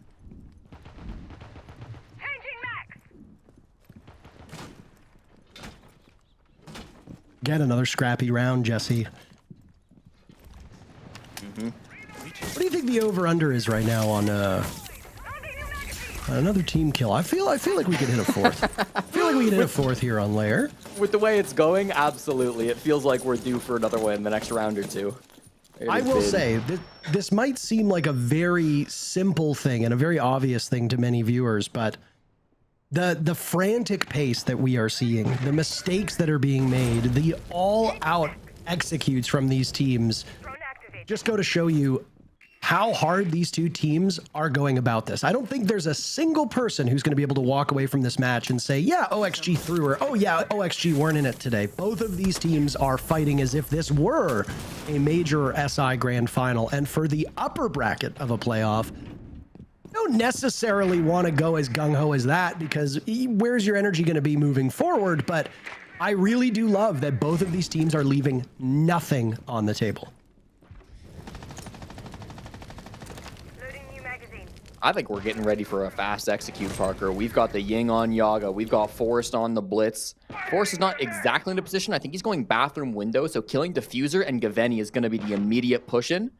Even if Yaga tosses 1 Candela, it might not mark the push. If he throws a couple in and the smokes, yeah, this is going to be the push, I believe. With Toxic Babes and Fire, maybe not. I mean, they're slowing them down, but yet again, OXG were great at burning out this utility previously. Hot and cold outdueling Forrest, a bit of an embarrassing moment for Oxygen. And now Yaga will have to breathe through those toxic plumes, getting ever closer with that shotgun. So much damage can be done by a good Ying at close range. Gavin turned around, flattened by Yaga, who finds 2. Adam is on the board as well. There is still a pulse on M80. Gunner and Diffuser will have to work together. They were sought out by M80 long ago and joined by the remainder of that Beast Coast team minus Spirits after some roster moves. Adam will get Diffuser down. He very rarely plants, but he'll do it while Yaga guards next to him. Diffuser within reach of both of these players. Problem is Yaga's only good enough at about 3 feet. You can see how little damage he's doing to Diffuser from that range. Adam dies, and now it's all up to Yaga, who with the sidearm out gets swiftly shut down by M80. And the duo happen to grab the case and win the round. Ying shotgun feels really bad in that situation when you've got a cover from long range. Obviously, he was jumping in gallery. He expected close range fights around the display window, around server, as well as they tried to get into that part of the map and got value out of the shotgun, admittedly, when he turns the room, the corner into R6 room. Was able to pick up a frag there, but even still, that was another kind of fast, messy round. A lot of util coming out on the side of M80 to stall that one, to make sure that it wasn't a free rush in from OXG. And again, we were talking about it earlier, Parker. M80 calling a tack timeout after they win. This time it's an actual M80 tack timeout. They win that round. They're up 5-3 at the moment. Not happy with the situation, though. It has been a messy game for both teams. That 2v2, not a fast reaction. Coming out from Diffuser and Gavin with that Diffuse get to go down, you got to wonder if Yaga's not on a shotgun. How does that round play out? We'll never know, but at the end of the day, there are mistakes still to fix on the side of M80, and so I don't mind this tack timeout. So I will say, though, Yaga only gets those 2 kills because he has the shotgun.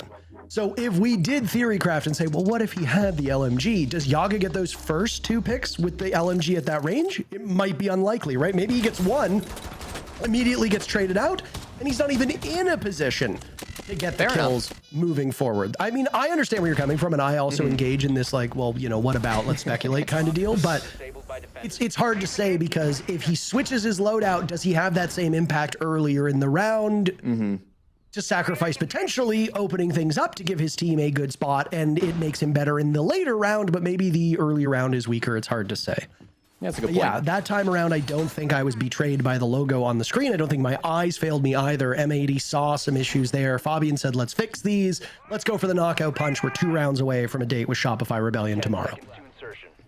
And if you're a Shopify Rebellion fan, with some of the mistakes that are being made in this game, I mean, you're feeling good. I think Shopify Rebellion will be the favorites against any team they go up against, regardless of how good that team is playing, because the Rebellion have looked so good so far this season. I believe still one of only 2 teams in the world undefeated this season. If you include Reload as part of the season, Weibo were undefeated as well, assuming they still are. Those will be the 2 at the moment. Ooh, nice run out by Gunner, who, for the record, we had some breaking news. Remember when I said somebody smarter than me needed to weigh in? Well, Lynx is inarguably smarter than me and did message me privately during the cast to say Gunner's just having a bad day to his own standards. So thank you very much, smarter person. I appreciate the feedback. Gunner obviously was 1-1 when I asked that question. He has gone 7-2 since then. And not that I want to take credit, but I do feel like the caster curse can cut both ways. Very rarely do our words seem to help players. So when they do, you're damn right I'm going to take credit and run. Well, OXG might be looking for a little bit more help in this round. I guess they've still got 2 minutes and good soft breach, but with a man disadvantage and everybody on M80 hunkering into the bottom floor, I can't imagine this is going to be a simple end to the round. We saw a really big Scopos play coming out earlier in this matchup where a flank right back to the top floor started to make a difference, even if it didn't ultimately win the round for the defenders. If Gunner's still got that second body, maybe up towards our 6th room, up towards the very top, he could have a similar impact on a flank. At the same time, even if he doesn't, inside the bomb site, you've got Toxic Babes from Kino, you've got Shamika Launcher being held by Hot and Cold, you've got Impact even from Gavin with Akiba in pocket as well. There's a lot of utility for M80 to lock this down. The default cam will find the push in through Filter. They're going to start to open the wall. This will be heard and read fully on the side of M80. They just need to know where's the push. Is it Filter or is it dropping from the hatch? Good question. Slower game here on Layer that we've witnessed. I mean, it is a significantly bigger map than Nighthaven Labs and Cafe. You know, I'd love to actually get map stats delivered from the devs in regards to like square footage of these maps, because we could speculate, but some maps are big and feel small, some maps are small and feel small, some maps are big and feel big. You never really know. Give me the blueprints. Draw them up. I want to know. Kino dies in the hands of Grixer, and OXG have found a new level for their attacks. They have struggled up to this point. They'll continue to chew right through them. Diffuser with 1 kill, taking down Yaga. Grixer on the board. Diffuser will pick up his second, and just like that, OXG will snap their fingers and say, I know you took a timeout, but we're going to take the round from you either way. A dogfight it has been, and a dogfight it will continue to be as OXG closes the gap and guarantees us a much deeper run into Lair. They had the man disadvantage, but it didn't matter. They were really strong on their duels. Grixer found an opening onto Kino down in that bottom push. And then whilst we did see the flank from Gunner as well, I was expecting it on the Scopos. Didn't find anything for it. Flanked up to the top floor, immediately killed by Adam. Wasn't a big problem. Slowly but surely, OXG took ground more and more in that bottom floor push.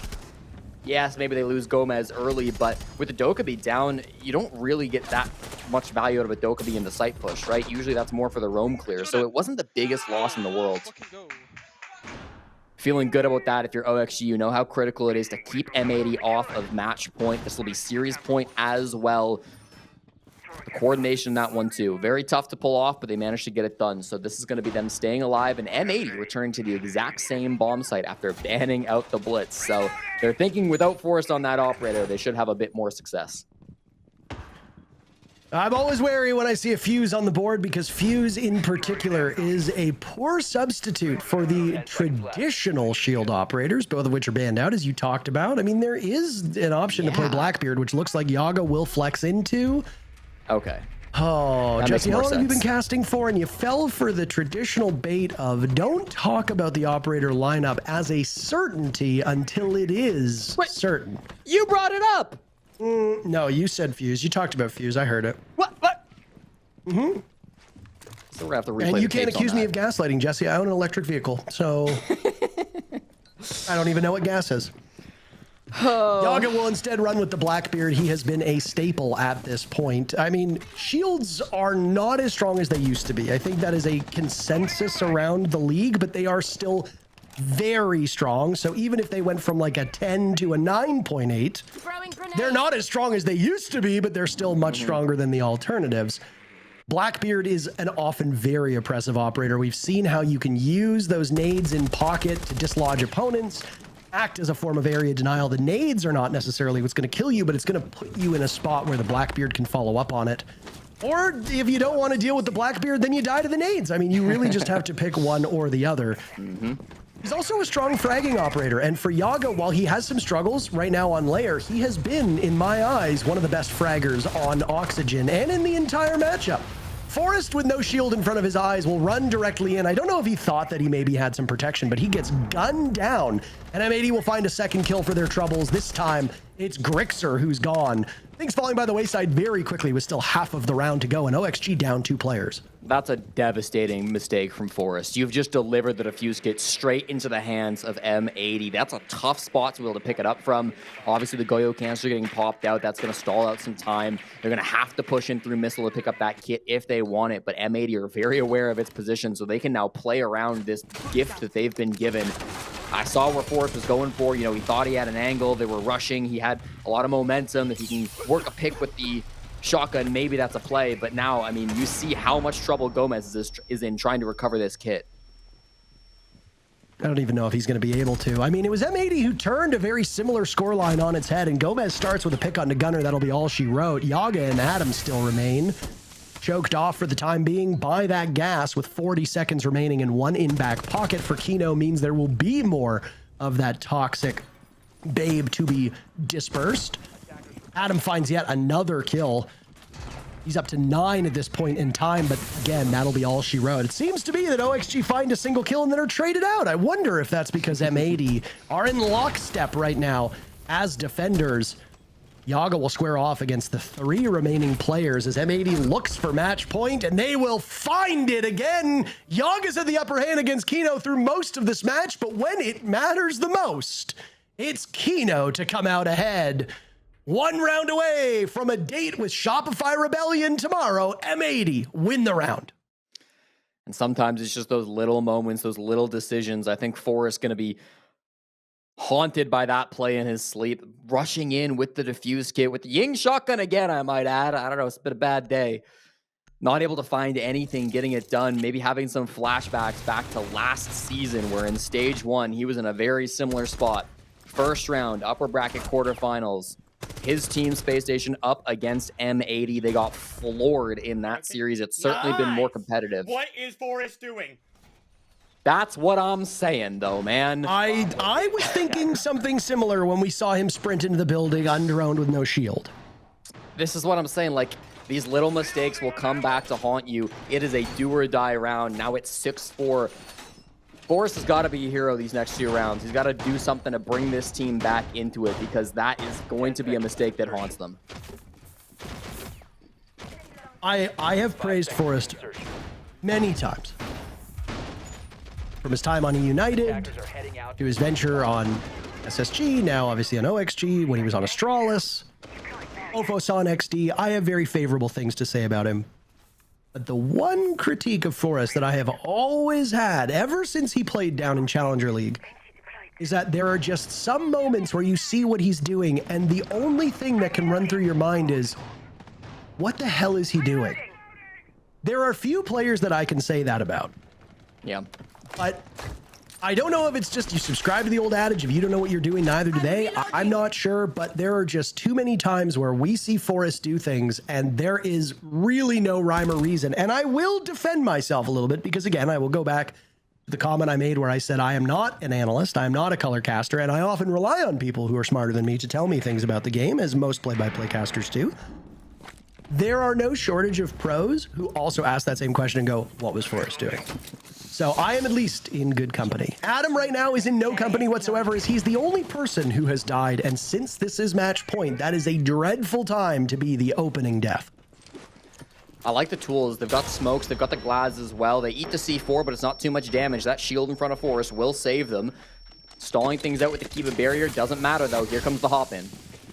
And amidst the smoke, both the gas and the friendly smoke Forrest looks for an opportunity. Trickster dies at the hands of Gunner, and answer back as Forrest is now dead. Gomez and Yaga still remain. Yaga on the board amidst the smoke with the glass. He can see through it, but that plume of smoke will very soon end. He's looking for the army crawl that we witnessed not far removed. His Diffuser now on 12 kills. Gunner at 11 kills as well. These two have been the dynamic duo so far on this map. What can Gomez and Yaga muster? Oxygen will not go home if they bottle this round. They will just go down to the lower bracket. Gomez now in the midst of the gas. He has to get out of that position. Yaga will sweep around looking for something, but M80 right now hiding behind every single angle they can. It's all up to Gomez on 1 HP as he gets ever closer to the bomb site. The case might as well be miles away. Oxygen will hold their breath as he slowly moves through with 40 seconds to go. M80 Zen-like patience. Candela will go out, and it's a swinger be swung moment. Hot and Cold will suffer for it, but he gets the kill, and M80 wins the match. They move on to square off against Shopify Rebellion tomorrow. It was a slow start on map 1, but they managed to find their footing, winning map 1, struggling on Cafe, and coming back here on Lair to take it 2-1. You learn a lot about a team based on how they react in tense moments, and in that one, you saw it. OXG struggling to get through. They just come right back with those rushes. Back-to-back rounds. They're unaware of player positions. They get in deep, they get in fast, and they get punished. Really well read by M80. What a best of 3, and we've still got one left. But before we get to Space Station versus Wildcard, a break, and then we'll chew through what we just witnessed.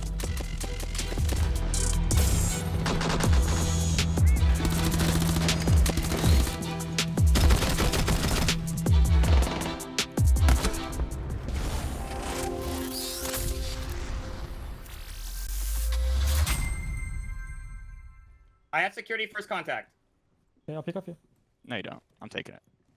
3 and 9. Security. Better Dinging. fucking not, bitch. I'm taking it. Got it.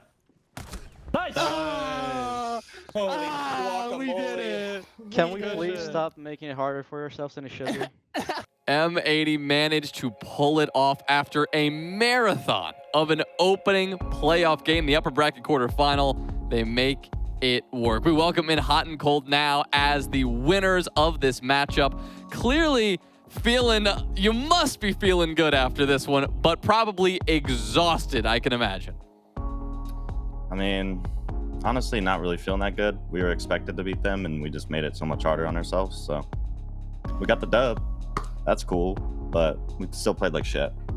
Yeah, I mean, I'm assuming, like, we heard the end game comms, and I'm assuming the little banter between Gunner and Diffuser being like, nah, like, I'm going to take the peak. Like, I'm assuming stuff like that kind of happens all throughout the series. And obviously, you being the IGL, you know, how do you take control of that to make sure that people are managing everything, especially after, you know, map 1, it being so close, map 2? How do you make sure that everyone's just staying mentally, levelly locked into it?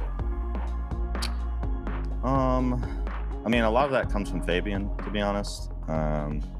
His timeouts are usually just him yelling at us like, guys, what the fuck are we doing? Lock in. But I mean, I just try and second that as best as I can. Make sure people are taking deep breaths at the rounds. Because, I mean, our biggest problem is just our comms just get so hectic when they really just don't need to be. So, yeah, I mean, it's just trying to manage the nerves. For sure. Well, again, congratulations. You guys find yourself in a good spot going against SR tomorrow. I kind of want to ask you, Matt, you know, going into this map pool, you guys obviously had a far extensive map pool compared to Oxygen. Allowing Cafe to be up, to me, was a little bit of a blunder. I felt like you could have forced maybe another map that maybe might not be your guys' favorite whatsoever, but knowing that Oxygen is still a brand new team, still trying to find that foundation, do you think if you were to obviously wipe today off and you were to relook at maps, would you still approach it as the same maps or maybe go a different route? I mean, at the end of the day, it's their map pick. We didn't expect them to go for Cafe, but, you know, if they want to pick it, we were more than fine. Obviously, the score didn't show. We kind of got destroyed. But I feel like we had a good game plan going in the Cafe. We just let rounds slip that we probably shouldn't have. For sure. Can you tell me about the moment on the first map? You guys are down 5-1. honestly what felt to me like the pivotal moment of the series here. You guys make that comeback and you win 8-6. Was there something that somebody said? Was there a spark that kind of lit the fire to let that comeback happen? What was the moment that you guys decided, all right, let's lock in, let's take this?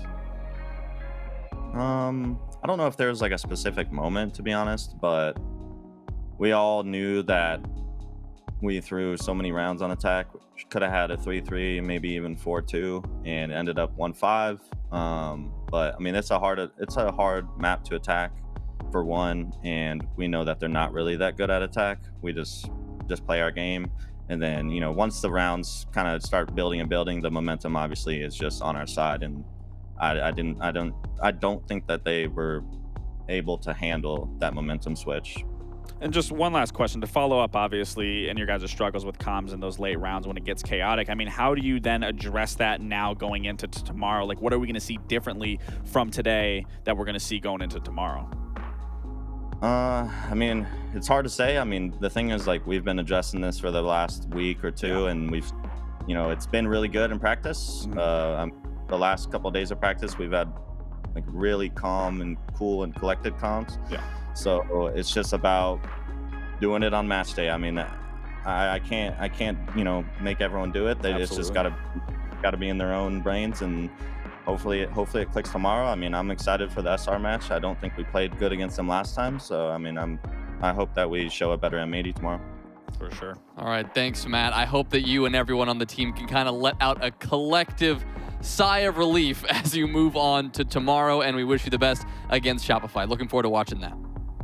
Thanks. All right. So they take the win. M80, as you could tell, maybe not the most spirited of victories, just given how difficult it ended up being, Fox. Clearly, it took a toll. There was a moment earlier where I thought I saw, after they won a round, Hot and Cold close his eyes, literally let out a deep breath, and just be like, oh my God, thankfully we won that round, move on to the next. Like, it's pretty, like, the stakes are high, and the toll is taken on these players is no joke. Yeah, it's a high pressure situation, and obviously when you're in like a best of 3 series, you're not really worried about the maps beforehand, but once everything comes closing down, you think of everything that you went through to get to this point. And obviously, I mean, we even heard in the comms, they made it harder than they needed to. Obviously, the humility from Han to be able to say, like, we should have been better than that. Yeah, we won. Obviously, the last map was their best look, but it should have been way smoother of a matchup. I mean, Lair really was the average M80 that we were hoping to see, and it took them getting rid of those jitters in map 1, taking a loss in map 2 to be able to play full force into map 3. It looked like they exhausted OXG's abilities, but yes, as an individual player, it's so mentally taxing, especially when, you have a lot of big personalities on the team. People are going to go for big plays, maybe make a mistake here and there because they're doing a peak that they shouldn't necessarily be done. So obviously, if you're the IGL and you're seeing that, it's so hard to manage communicating to your team efficiently while also not letting those emotions bubble up. Well, obviously, we talked about Diffuser, big player. He had another big game on Lair. We also talked about Kino, who had been having some rougher moments, but I think map 3 was a big step up. Yeah, absolutely. I mean, especially in round 2, Kino having this big 1v2, playing the post plant perfectly, understanding that he needs to get pressed here. He needs to get pushed away. So what do? Fall back. Keep bleeding that clock. And Kino, again, coming alive. I mean, this is a player that I said, even in this moment here, he needed to pick up that diffuser, knowing that it was the priority, knowing they needed to get that diffuser down in that round. I mean, this is what we want to see from Kino. This is what me and Fox personally know is what is expected from Kino. It's unfortunate that we haven't seen it throughout the stage.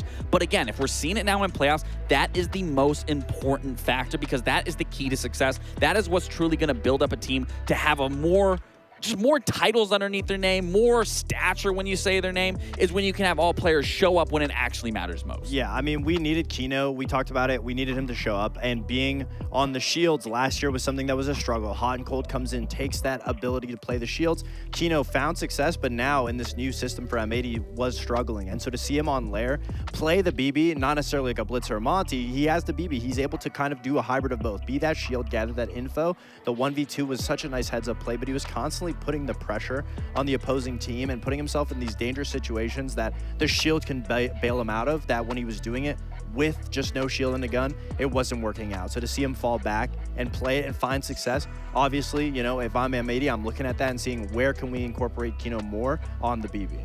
Well, shaky, but M80 are able to pull out the victory. Much needed as that one was progressing. They send Oxygen down to the lower bracket where they'll be fighting to stay alive. And of course, M80, they now wait for Shopify Rebellion in that upper bracket semi tomorrow. For now, though, we'll step aside, and when we return, it is SSG taking on Wildcard. The 3rd seed and the 6th seed go toe-to-toe in our second upper bracket quarterfinal. We'll be right back.